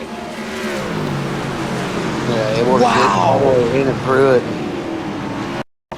The way that everybody's driving and able to miss the truck spinning makes it even better. As there it is, just squeezed up in the wall. Keith Hackney got extremely lucky. And then a high side by the number 45, getting up on 2 wheels. Able to get that truck back down on all 4 wheels and get that truck up and going. Didn't have to call for the tow truck.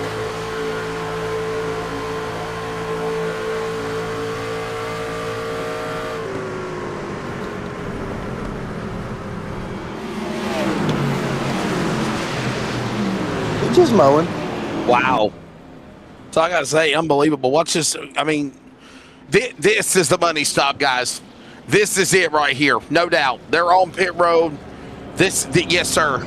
Yeah, I believe you.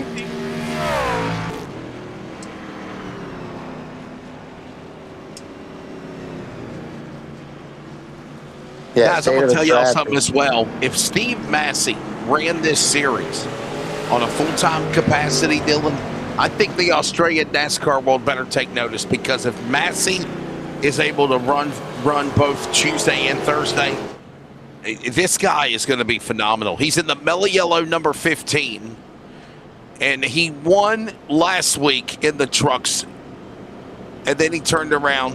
Where were we at last week? Or what track? Can we see the schedule, Dylan? Dean? Nashville. Nashville. That's where we were. So we were at Nashville, and then we were at for the finale at Atlanta, old Echo Park, Atlanta, on Tuesday.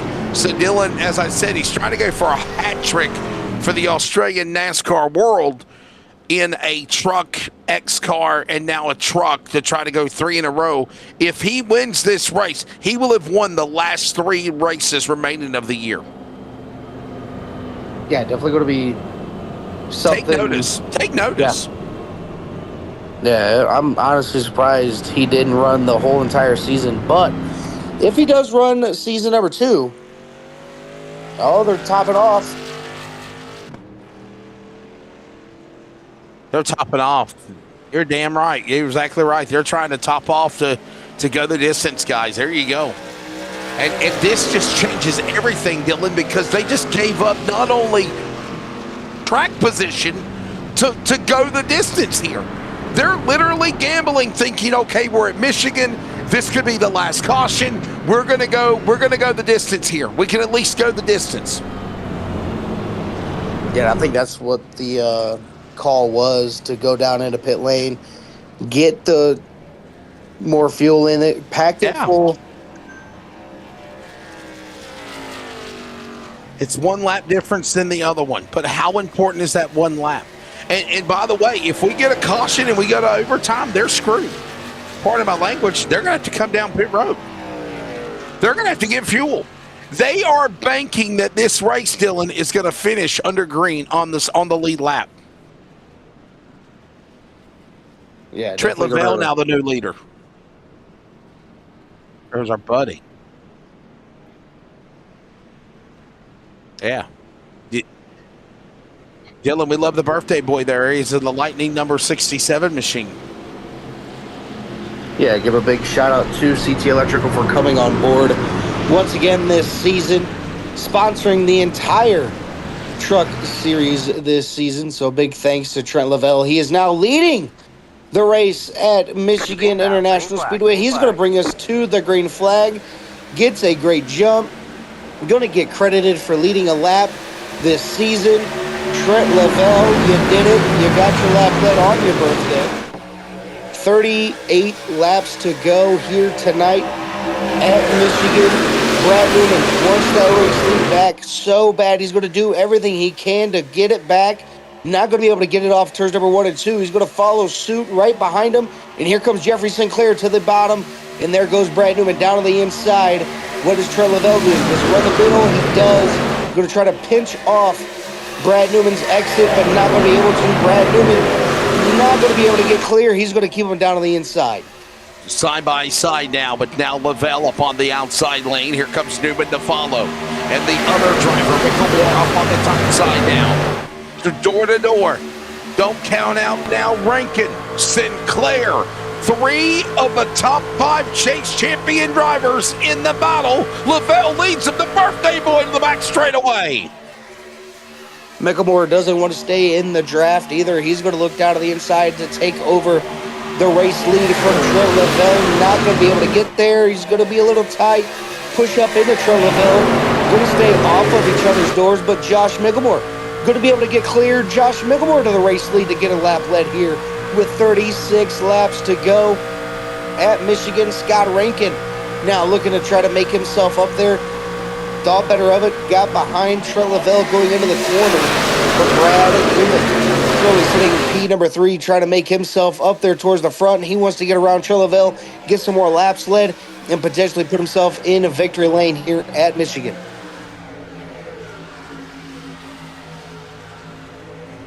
And what a solid run right now for also Scott Rankin. How about this guy, Ryan, in the Hendrick Cars number 70 machine? He's been fun to watch. Nick Ryan on the bottom of the racetrack. There's the 40 of Sinclair up on the high side. And here comes Massey. Massey says, clear a path. I'm back in the top 10 again. 3-1 as they go into turn 1. Massey on the bottom of the clouds here in virtual Michigan. Yeah, Massey's going to do everything he can to get himself back up there in the top 5. As it sits right now, he's going to follow the 67 of Trey Lavelle around. Not going to be able to get there, but Jefferson Sinclair thought better of it, gave him a big shove. Massey back down on the inside.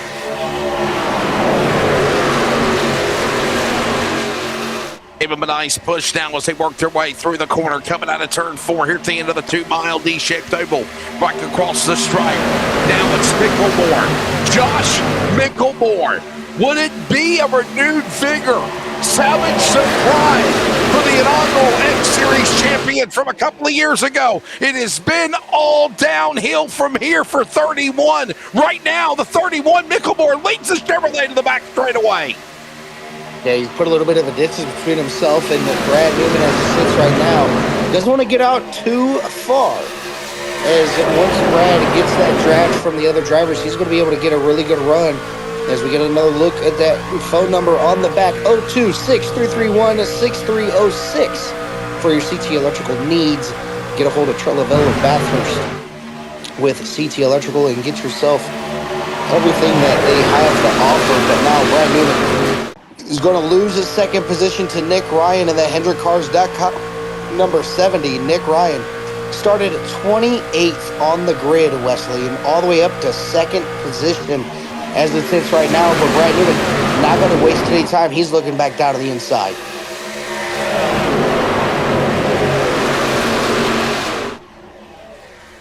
Back to the line. 32 to go at the stripe. And it is Mickelmore in the lead.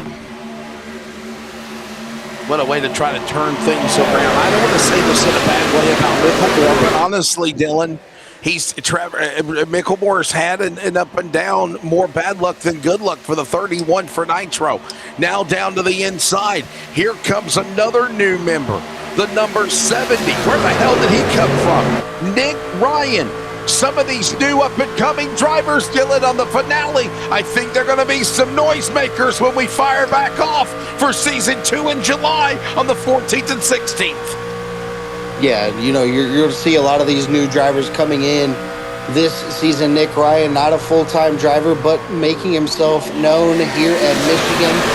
Started all the way deep in the pack, worked himself all the way up towards the front. And he's trying to show his stuff off to say, hey, you know what? I can run with the top dogs as well. As we almost had a caution with Jeffrey Sinclair and the 59 of Scotty Rankin. ended up getting together, able to get it figured out right in front of birthday boy Trent Lavelle. But here comes Aaron Borg in that number 43.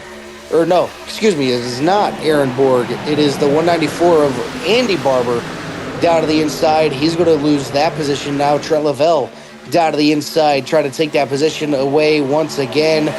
Jeffrey Sinclair running a higher line than both Scotty Rankin, and not going to go anywhere is Andy Barber. Going to fall back in line, maybe let Trent Lavelle in. No, he's going to say, nope, sorry, birthday boy, can't let you in. 30 laps to go here at Michigan, as it is still Josh McGuire with race lead. I mean, would you have it any other way? 3 wide now. Massey on the bottom. He'll battle the birthday boy, Trent Lavelle. The other truck of Rankin up on the high side. There goes Wellman.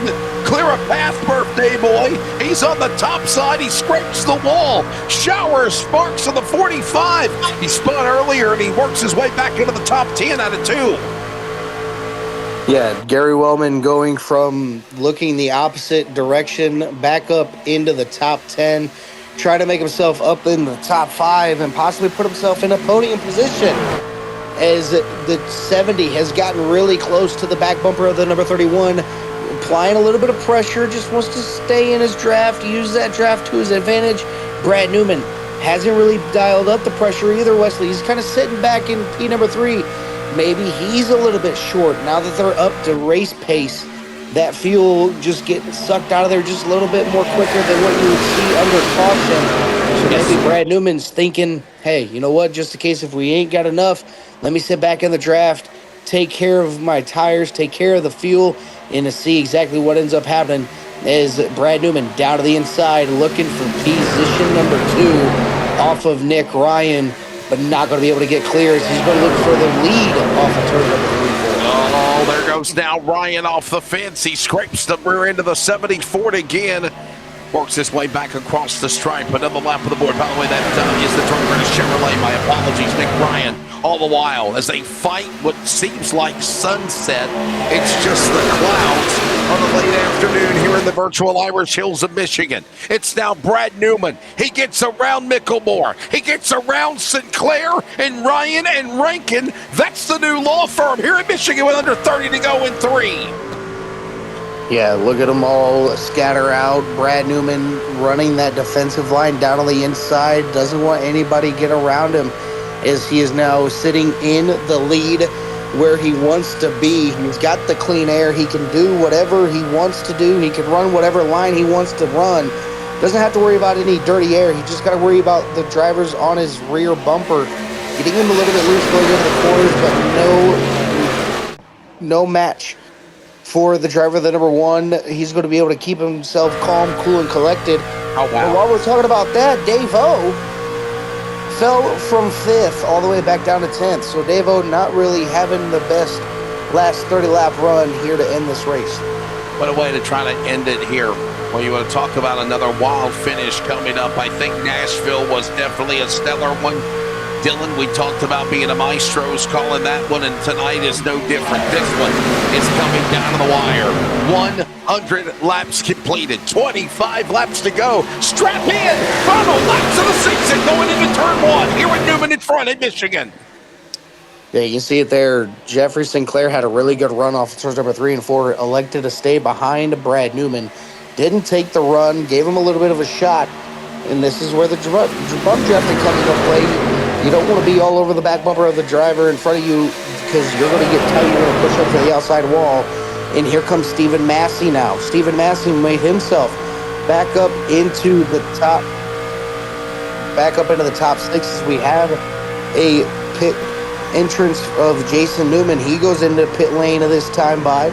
He wasn't able to make it on the fuel run as it sits right now. And now Stephen Massey looking down the inside of Josh McElmore. He gets a little bit loose. He's got to back out of it.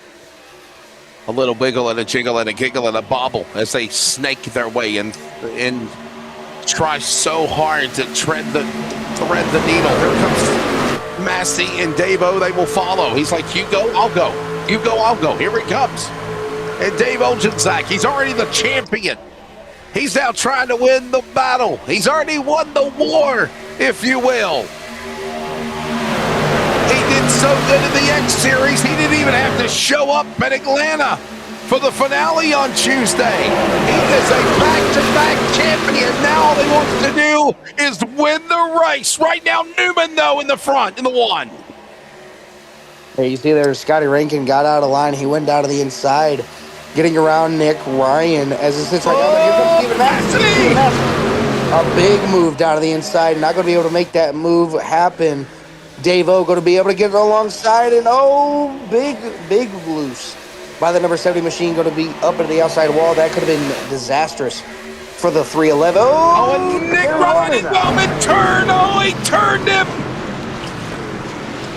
Gary Wellman, all that work to get the Simboard truck back into the top 10, and it's all for naught with contact with Nick Ryan. Dylan, caution out here. This is the 11th caution of the race with closing in on 20 to go. Ooh, decisions. If you got tires, do you go down and take them? Dylan, I say yes. I literally say yes.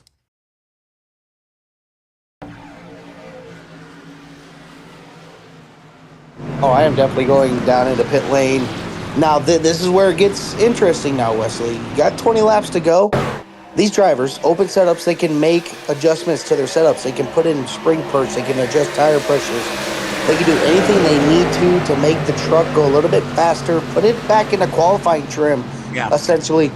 And you're going to see lap times go crazy. Yeah. Me, personally, I'm not going to put out the adjustments that I would do. Hey, Dean. Dean, I hate to correct you, boss man, but that wasn't a lap truck. That was the number 70 of Nick Ryan, who was actually somebody in the top 10.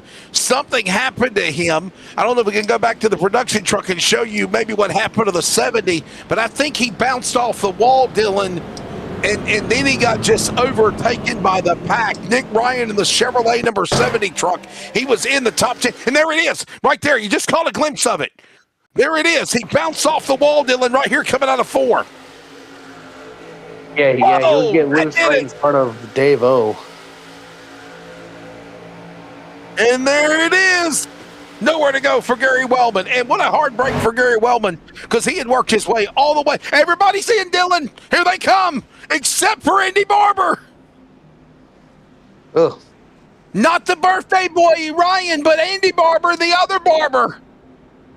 Tom Pritchard doesn't pit. And you know what, Dylan? I would say these guys can roll the dice if you're thinking about it. Maybe they can roll the dice.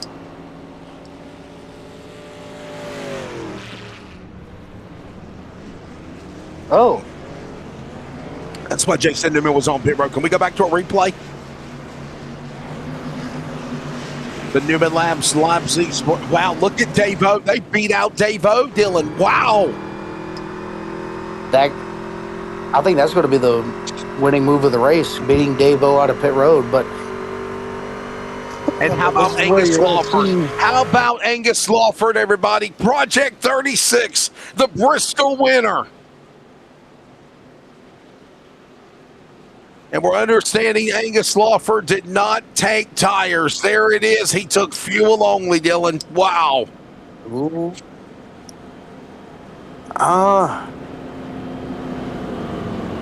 Wow. I think that Lawford is a sitting duck like Barber and Pritchard. What do you think, Dylan? Your take on that, buddy, with under 20 to go? Oh, absolutely. He's definitely going to be a sitting duck. You've ran 27 laps on those tires, give or take, so far. Right.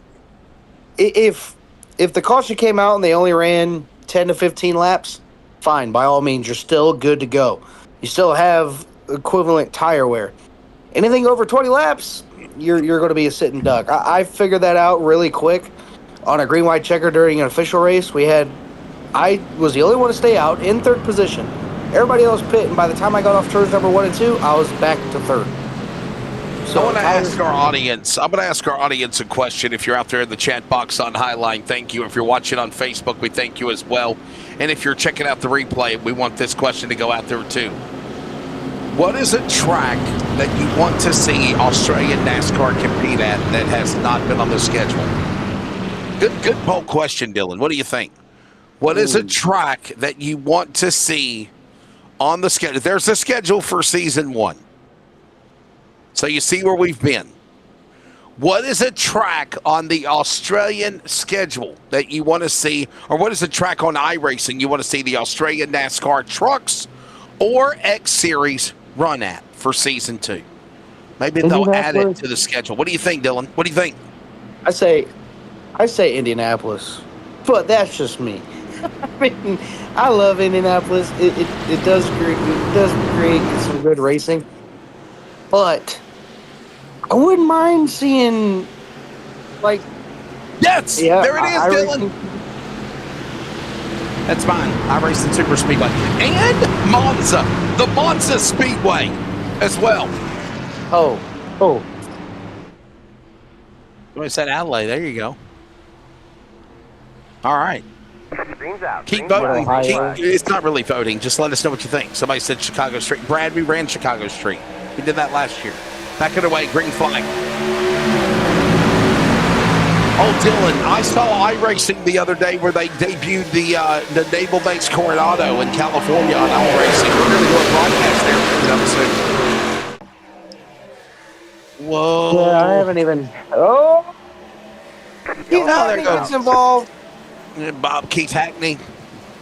There goes Jamie Davis spinning. Birthday boy Jeffrey Sinclair. Trent LaBelle, the birthday boy Brian Blundell. There's the big one here in Michigan. And there it is on a restart. Boy, Trent LaBelle looks ticked off, boy.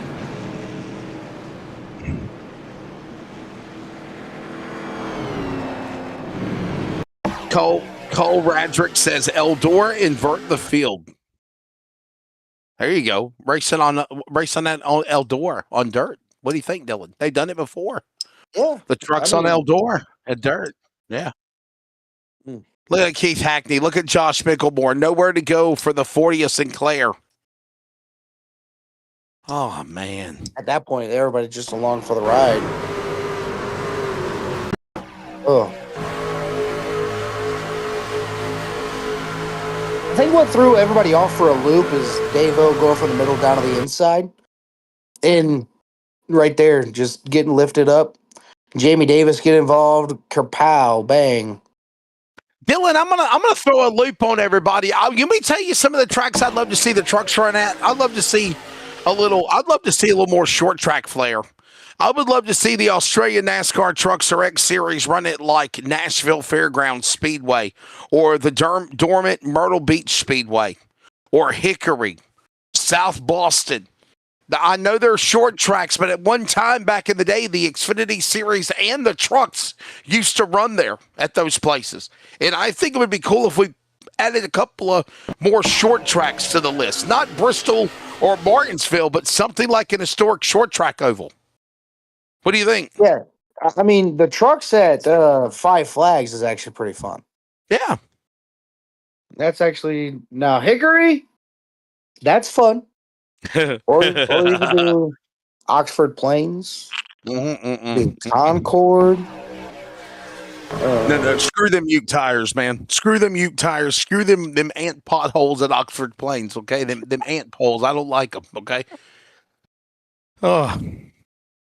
Slinger. I called a race for dirt car the other night at Potomac Speedway, and the damn Ute tires were the biggest cause of cautions. I mean, these guys would sling it into the corner, and the force of the cars would cause the Ute tires to levitate off the ground, and the Ute tires would fall onto the racing surface. We had 5 cautions just for Ute tires ending up on the racetrack. I think at one time we were live on the air, and I said, guess what, everybody? We're back under caution for a damn Ute tire. Because that's exactly what it was. It was a Ute tire. And if people don't know what a Ute tire is, it's a tire. But they use them on a lot of racetracks, Dylan, for tracks that don't have an inside retaining wall, and it tries to protect people in the infield. I think it's the most aggravating thing I've ever seen. But it's basically like a tire, like a big tire, round tire, rubber, that's normally painted like yellow or red or white because it's got to be visible to be seen. And people stick them in the infield of the cushion. of the apron of the racetrack at dirt tracks or pavement tracks. You mentioned Oxford Plains. They got ute tires. They call them ant holes, ant poles. So, oh, it is a time race. Yes, it is. We are, oh my goodness, guys. We are under 10 minutes remaining with 14 laps to go. Can we get this thing in, Dylan? I bet you the race director's like, please, guys, it's the last race of the year, please. I think we can. I think. Stop crashing. We get another caution. I don't think they will, Dylan. I really don't think they will. They got 14 to go at the line. 14 to go at the line. They got 8.5 minutes remaining. It's probably going to be 8 minutes on the clock when they finally bring that slow pace truck around to the green flag. Come on, Peter, the pace truck driver, pick it up.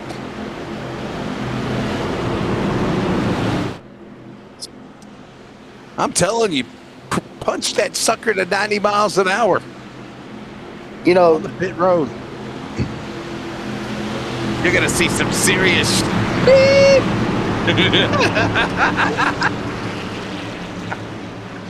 All right. Somebody said the corkscrew. What is the corkscrew? Green. Laguna Seca. Laguna Seca. There you go. Laguna. Yeah. Green flag. If we get another caution, guys, I don't think we're going to finish on time. Race it out, boys. Brad Newman gone on the restart into turn number 1. He's got Matthew behind him. Does Massey pull the underdog story, take the win from Brad Newman? They're going to be side by side. Scott Rankin and Stephen Massey going down in turns number 3 and 4. Angus Lawford able to hold off the charge from the newer tires behind him, but not able to hold off Stephen Massey. He's going to be able to get around, but here comes Dave O. He's back up into third, fourth position, and now Massey all the way down to the inside. He's going to look to go for the race lead. He's going to be right there with Brad Newman. New race leader, Stephen Massey, to the point. He's going to be able to get clear. Yes, he does. He's loose. Oh. There we go. Blocking at its finest. And here we go. Stephen Massey. It was full send university just then for Massey, trying to go for a hat trick in the Australian NASCAR series. He was dirt trucking it there for a minute, buddy. He thought he was an Eldor. It's now Massey. He's in the lead. 12 to go. 6.5 minutes on the clock. He races the track. He races the clock. He races the pack. It's Newton back on the bottom as he goes after Dave on the high side in 1. Yeah, right there, I thought maybe Stephen Massey and Brad Newman were going to get in together. There they go. Oh. Brad Newman back down to the inside, able to get the run back on Stephen Massey. Side by side in turns number 3 and 4. Dave O looking on now, sitting third as it sits. But he's on the outside of Brad Newman. He gets there. He's going to be E2 coming to the line. Unbelievable. Give him a push. Give him a shove. Right now they fight. They muscle. They claw for that spot 3 wide now. Massey in the lead. Here he comes up on the top shelf where Grandma hides the cookies and sometimes his dentures. Here comes now Dave-O. Dave-O's got Rankin behind him. Here comes Newman. Newman battles Coute Dallas. They're door to door. Now they're back single file with Massey in the corner. We're coming to 10 to go in Michigan. If you're Stephen Massey, you know what happened the last 2 stages. Dave O kind of sit and wait for you to make that mistake. He'll shove it down into the inside on you, getting that pass done when he needs to. Coming around to take 10 laps to go, and here comes Brad Newman back to the inside of Scott Rankin. Gets back in line, no run there. Is now all the way down to the inside. Brad Newman gets around Scott Rankin. It's Coute down up against the safer barrier. He holds off the likes of Mickelmore, Ryan, and Lawford. Now they're going to go to the back straightaway. Dave-O now looking high, looking low. This is a couple of South Carolina, Georgia drivers battling. Keep an eye on Stephen Massey from Charleston, South Carolina, and the champion from Charleston, South Carolina, Dave Oljanczak. They were jokingly talking about the fact that they live in the same hometown. They've had lunch together. They know one another. Massey and O battle for the finish in Michigan to close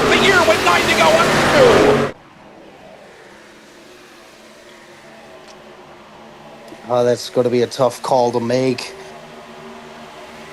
I think Stephen Massey.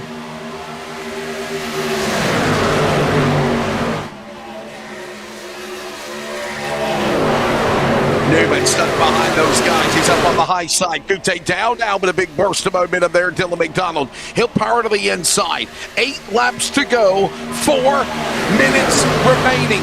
They're racing the time. They're racing the laps remaining of the race on the clock now as they go back to 1 and 2. Yeah, you see it there. Everybody kind of spread out where they need to be as of right now. Kute Dow gets around Brad Newman for that 3rd position, putting himself up there into podium position. But now it's all Stephen Massey and Dave O kind of pulling away from the rest of the field, staying tucked in line where they need to be, able to pull away just a little bit, just little by little. And this is what they want to see behind them. Everybody battling for positions instead of it being in line, keeping them all bunched up together. Kute Dow now make it a 3-car party. Massey on the inside. There's nothing mellow about it. It's Massey right now pulling away from the Olgenzak. Couple of drivers from Charleston, South Carolina. Then it's going to be the driver Kute Dow, one of the first Aussie drivers, followed by Scott Rankin, followed by Newman. Newman now losing clutches of the leaders. It's Massey now in the top spot. But Dave-O set him up, Joe. Nitro Racing, full steam ahead. Battling P1, 6 to go. Under 3 minutes remaining here on the clock at Michigan. Yeah, you see it there. Scott Rankin now join the party. Top 4 under a blanket. Stephen Massey all the way down to the inside.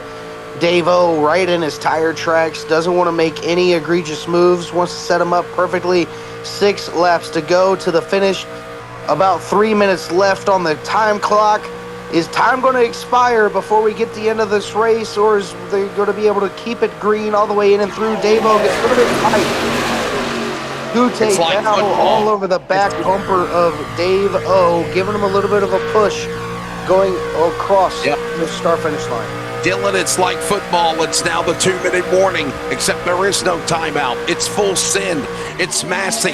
It's Dave-O. High side. Here comes Dave-O on the bottom. Kute Dow up on the top side. They're taking advantage of the 76 feet of width here in Michigan that they can muster. It's now Rankin Gray back up in the top 5. And keep an eye on Ryan, the 70 truck. He looked strong earlier as they work off the corner. 90 seconds remaining. 4 to go. 8 miles left in Michigan. Will it be the lap counter or the time that runs out to decide the winner?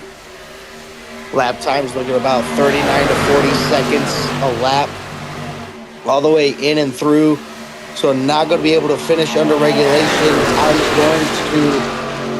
Time is going to expire all the way in and through. So Dave-O is going to have to time this correctly to get the lap in under his belt. He's all over the back bumper. He's got to go. Stephen Massey's got him covered down on that inside. Yeah, he's got to go, and he's got to go now. By the way, the clock is down to 40 seconds remaining as they come thundering across the stripe. There's 3 laps remaining, so we're thinking that whenever they come to 2 to go, the white flag will come out, because when the clock expires, the next lap when the leaders cross the line is the white flag. It is Massey in the lead. Dave-O gave him a bump, but he couldn't clear him. 25 seconds left on the back straightaway. This could be the white flag lap when they come back around in Michigan in turn number 3 and 4, Dylan.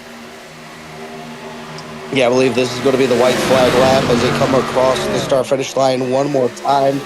Dave-O, extremely loose, going to go from the bottom all the way up to the top.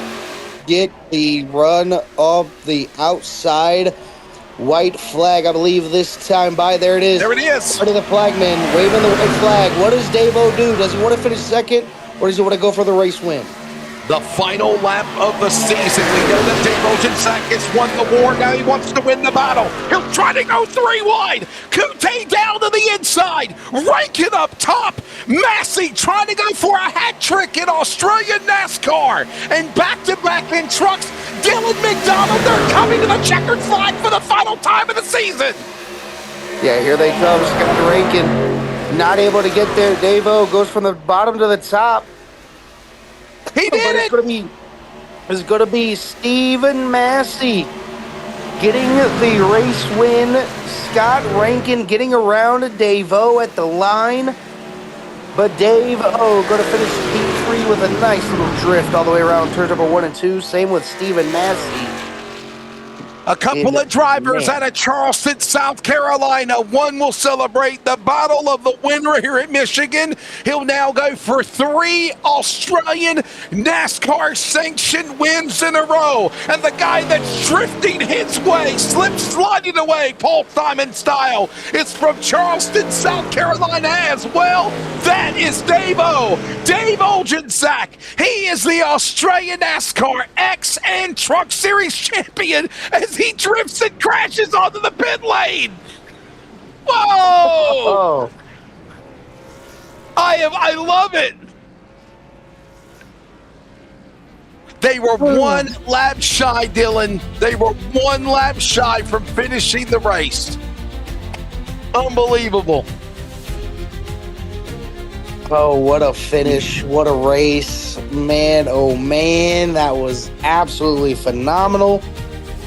As you see there, our podium finishers are going to be Stephen Massey in first, Scott Rankin in second.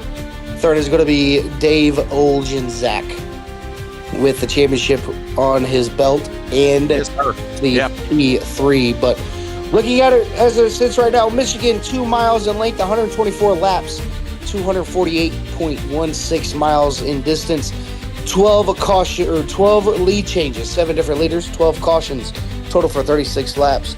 Nick Ryan is going to be your hard charger of 21 laps. Most laps led is going to be Brad Newman with 46. Fastest lap is going to be Ross Armour with a 39.153. Dave O with our pole position. The overall finishing order as it sits right now is going to be Stephen Massey with a race win. Scott Rankin in a second. Running out your top 3 is going to be Dave Olgensack.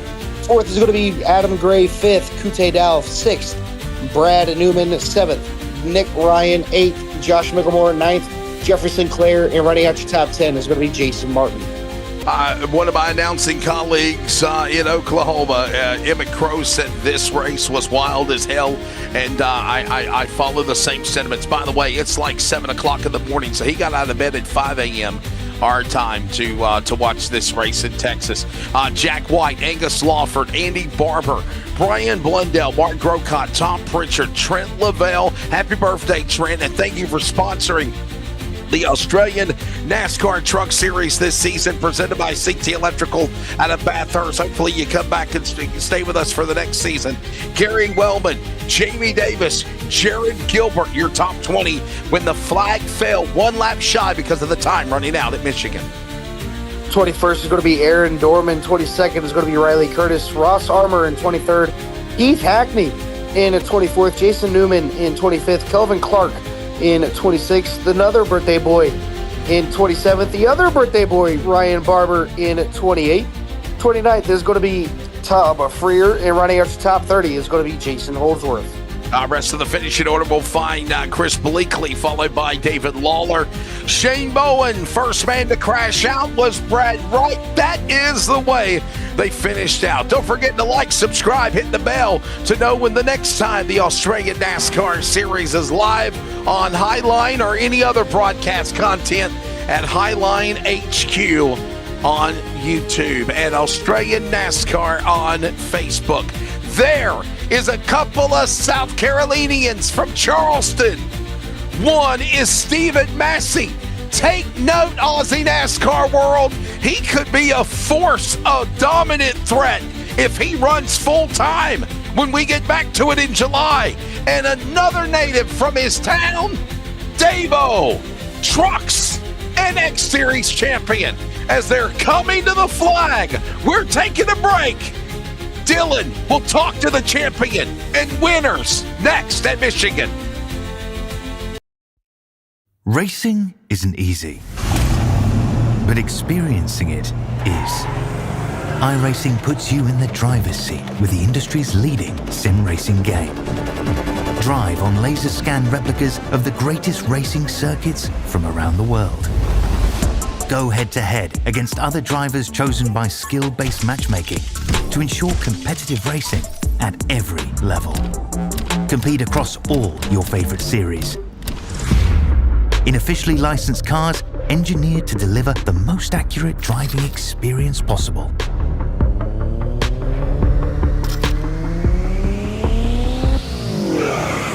Join a race or host your own with players from across the globe.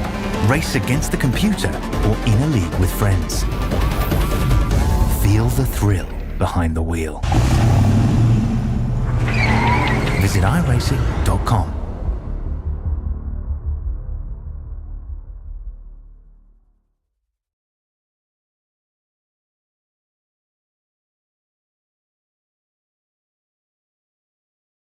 And we are back live with our top three in the broadcast booth. I'm going to start with our race winner here tonight. That's going to be Stephen Massey, the number 15. Stephen, you came up one lap shy of going the full distance, but able to get the race win here tonight. You're 2 for 2 on the Truck Series races, winning last week at Nashville, winning here tonight at Michigan. Are we going to be able to see this number 15 go full time next season, starting in July, or are you just still going to run on that part-time schedule? I think we're going to try full time next season. The 2 races this year has been pretty good. I don't really know what to say, Stephen Massey, man. What does it mean to, you know what? Getting a hat trick in the Aussie NASCAR world is pretty cool. 2 truck wins in a row, obviously, Nashville, and then tonight here at Michigan, winning, of course, at Echo Park, Atlanta in the X Series. How different is driving the cars from Thursday to, or the truck on Thursday to the car on Tuesday, I guess was what I was going to say. Way different. There's a lot more throttle inputs and throttle control in the Xfinity or Napa O'Reilly's car compared to the trucks. But I mean, the trucks are still have their challenges and still, I don't know. There's still their challenges with driving it, but it's not as hard as the B car is. Take notice, Dylan McDonald. He's already called his shot. I think the Aussie NASCAR world better take notice as well. I think Massey's going to be a new force to reckon with in the Aussie NASCAR world when we fire back up in July, boss. Yeah, definitely going to be one of those juggernauts that we're going to be following along with every single race in each series, the X Series and the Truck Series. But, Steven, if there's anybody on that number 50, the 15, I should say, that you want to give a shout-out to, the floor is now yours. Yeah, I want to give a shout out to Nitro and then Johnny Taylor for building the sets. And Dave, of course, he had a big part in this Michigan set. And I want to give a shout out to Dave again for pushing me there at the end of that race. I feel like Dave could have probably worked some of his magic and got around me just like he did in stage 1 and 2. So shout out to those guys. CT Electrical also. And you guys up in the broadcast booth for putting on an awesome show. All right, that's going to do it for our first place victor here tonight. That's going to be Stephen Massey in the number 15. You're going to go ahead and move on to our second place finisher. That's going to be Scotty Rankin. Scotty doesn't care. Take me to the fair. Finally getting himself up into the broadcast booth this season for the Truck Series. Able to put himself in a podium position. But Scott, you had a little bit of a rough season, but you finally broke through, got into second position right at the line. What more did you need to possibly take it to the man, Mr. Stephen Massey, to get your first win? Look, I mean, the last time we actually went to I think I was looking at some statistics. I think I've got 2 wins in NASCAR, and one of them's from Michigan. So knew we had a very fast Maddington and Canning Vale Toyota out there tonight. And look, I mean, it would have taken a lot. Tricky race to put together. Not enough practice, not enough preparation for me tonight. A lot of other stuff going on around. So I'm happy with P2. Very, very happy with P2, in fact. But yeah, look, we scrapped together what we had in that truck. But yeah, I wasn't taking to those boys. We just didn't have track position, didn't have speed. Just had to be there and ruffle a few feathers at the right time. I'll tell you what a way to end on a high note, Scott, right, for Team Vortex. I know you've had a share of highs and lows. I know there's been times that you've been under the weather and, you raced on, pressed on the Tuesday or Thursday series. But this has got to be an attaboy for Thomas Mitchell, the owner for the team, and hopefully to set the bar for what's to come for the July series. Yeah, Look, we're capable of more. I think that's the big thing. I don't know what kind of lucky charms I've walked around this week, but whatever the bad luck was, I don't know what else I could have done at the start of the year. It seems like every time we had a fast car, it was in the wrong places, and every time we had a terrible car, it just got worse as the night went on. But we put our head down, focused a little bit on the truck. Truck's probably where I feel a lot more comfortable. Yeah, look. This is, you haven't seen the best from me, I think, this season, and I think that result, shows it. Very happy tonight to sort of earn the respect of a lot of different people. I said apologies to Stephen Massey through traffic at one point in time. I've apologized to Dave over the last couple of weeks. Dave gave me an apology a couple of weeks ago. Actually, I think it was last week at Nashville. That's just racing. It's tough. It's tricky. Car's going to be in the right place at the right time. And tonight we finally put it all together. I got to be honest, I'm frustrated. I think this 59 car in both series it had podium potential in more than just 2 races from 32 races. I'm real frustrated with that result. So look, we're gonna put it back together, keep digging, and hey, look, how good does the red and white thing look with Toyota logos all over it? I want to see it up here more often. Yeah, absolutely. Definitely like to see you back up here in the broadcast booth, getting some more podium finishes for season number 2. But Scotty, if there's anybody on that number 59 machine you'd like to give a shout out to, the floor is now yours. I want to start with just thanking everyone. League doesn't happen without a village, and that's drivers, that's everyone that goes in. I think one of the biggest things that we've seen is a dramatic difference in terms of what everyone thinks about racing. At the end of the day, we're all passionate people. So, clashing heads, clashing personalities, it is what it is. I don't think you can ever run a sports league, sports series, sports anything without a bit of head clashing and that sort of stuff. And God knows my parents have done it enough times. So big shout out to everyone that partakes up and down pit lane. The reason that we're all mad and, a little bit annoyed with things at times is because we all care. And I think that's first and foremost. So Nigel, Jason for putting on a lovely series. You guys up here in the broadcast booth. The one that never gets enough support is actually Dean Biggles-Hopton behind the camera. He loves to rough me up, and he doesn't get a thank you. And the one time I'm up here and get an opportunity to talk about someone, I say thank you to him. But no, he deserves it. In terms of us, big thank you to Tom Mitchell. He's done a lot of work to get a lot of sponsors on these trucks this season. Maddington and Canning Vale Toyota have just recommitted to Team Vortex for the next 12 months. So we can't say enough about them. They really do allow us to go racing and just worry about the racing. Pete Racing Products, SFE Loans. I'm so pleasured to have my partner's business on the back. If you guys ever need animals looked after and you're in the area, McLean and Yemba Veterinary, big shout out to Nicole and all she does. Ray White McLean as well. A lot of personal people who have stepped up and really supported this 59 truck. All the guys at Vortex that make it such a great place to go racing. And yeehaw!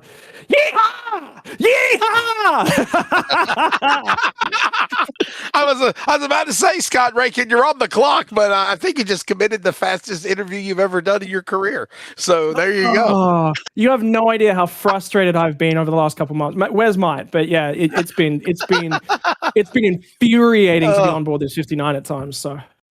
Well, this is the end of the road and a new reset coming up in about a month's time. So thanks for your time, brother. I'm going to go ahead and move on to our third place finisher. That's going to be Dave O. In the number 311, your third place finisher, but your championship winner. Dave O, you got the job done. But before we even talk about the championship and everything else, how about that 4-wide move to put yourself from 4th to 1st, go from the top to the bottom, getting around Brad Newman, Stephen Massey, Kute Dow. Did you think you were going to be able to get clear, or were you just kind of hold my beer, let's see what happens? Oh, I figured I'd get stuck on the bottom there and have to lift and check up and just go backwards. But early enough, I had a big enough run, and those guys all leave space and we race clean. So figured why not try it? It's early in the race. Dave, it's been a fun journey, my friend, watching you get up in Charleston, South Carolina, just a state below me, my friend, and in running the series. You won the X Series title last Tuesday night.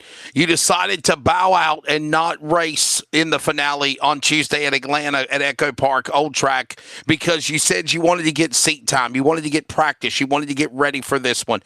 I know you didn't win the race, but you do win the championship. When did when did the idea or the mindset change of I don't want to take the checkered flag here, I want to win the championship? And was it after winning that second stage that finally said, now I got the title, now all I got to do is focus on winning? That was last week after the end of the Nashville race. We did a little quick points calc. But no, Tuesday was a nice sleep in. Enjoyed that. So that was good. Just didn't have to wake up super early for that since clinched it the week before. But yeah, I mean, tonight I was content just riding, poaching Massey around. Didn't really need to win. Didn't have to. So just was content riding behind him. Still able to get. Oh, sorry. Go ahead. No, I was going to say before we go, I'm going to bring in Jason Holdsworth, Jason and Nigel Siddell. By the way, big happy birthday to Nigel, everybody. Jason and Nigel are the operators of the Australian NASCAR at E-Series with the X Series and the trucks on Tuesday and Thursday. Jason Holdsworth, Nigel, the floor is now yours, guys. If you want to say some acknowledgments to the champion, Dave Oljanczak, sir. Go ahead, guys. Well, congratulations, Dave. Both championships. What an achievement. Back next year to defend your title. Yeah, we'll see if we can. Well, we can try. Yeah, I'll speak up. Well done, Dave. I already said it to you in Discord, but I want to more thank you guys in the booth, including Nigel for Tuesday nights, Dean, Dylan, and Wesley for doing both nights as well. Thank you very much. Been a challenging season. There's obviously some changes coming on. Much of it is written already, but there's still some final things to do. So I'm looking forward to moving on to season 2 for this year. And I just want to thank you guys again and thank everyone who participated. There you go. There you go. Well, Dylan, obviously, Dave-O, the champion for the X Series and the trucks, something that we saw Brad Newman do last year as well, my friend.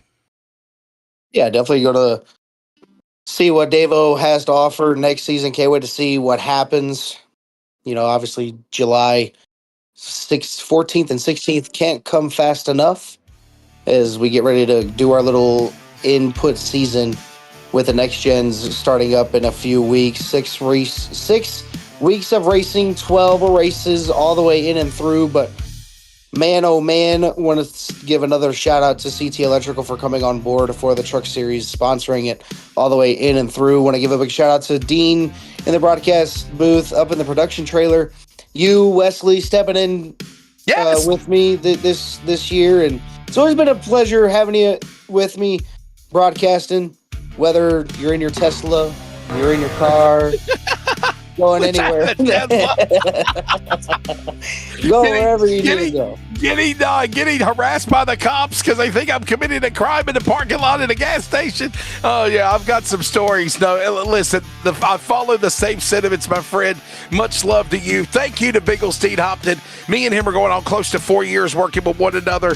There's no other producer in the iRacing world or much less real life in TV production or radio that I'd love to have alongside working with.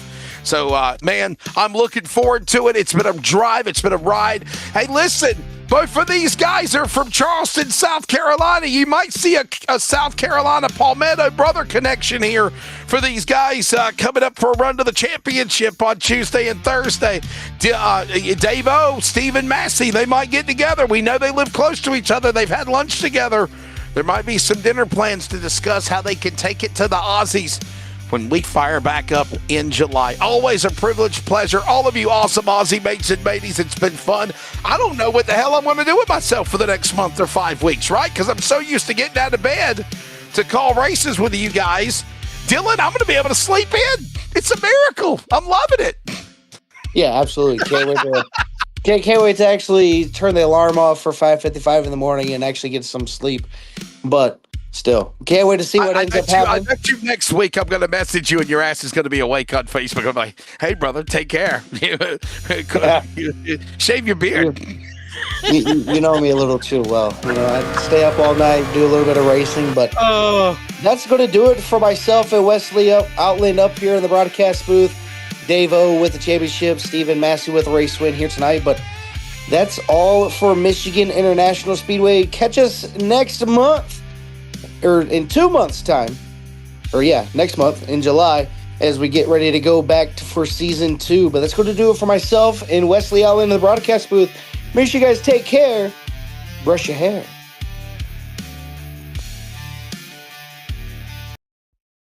Racing isn't easy, but experiencing it is. iRacing puts you in the driver's seat with the industry's leading sim racing game. Drive on laser scan replicas of the greatest racing circuits from around the world. Go head to head against other drivers chosen by skill-based matchmaking to ensure competitive racing at every level. Compete across all your favorite series. In officially licensed cars engineered to deliver the most accurate driving experience possible.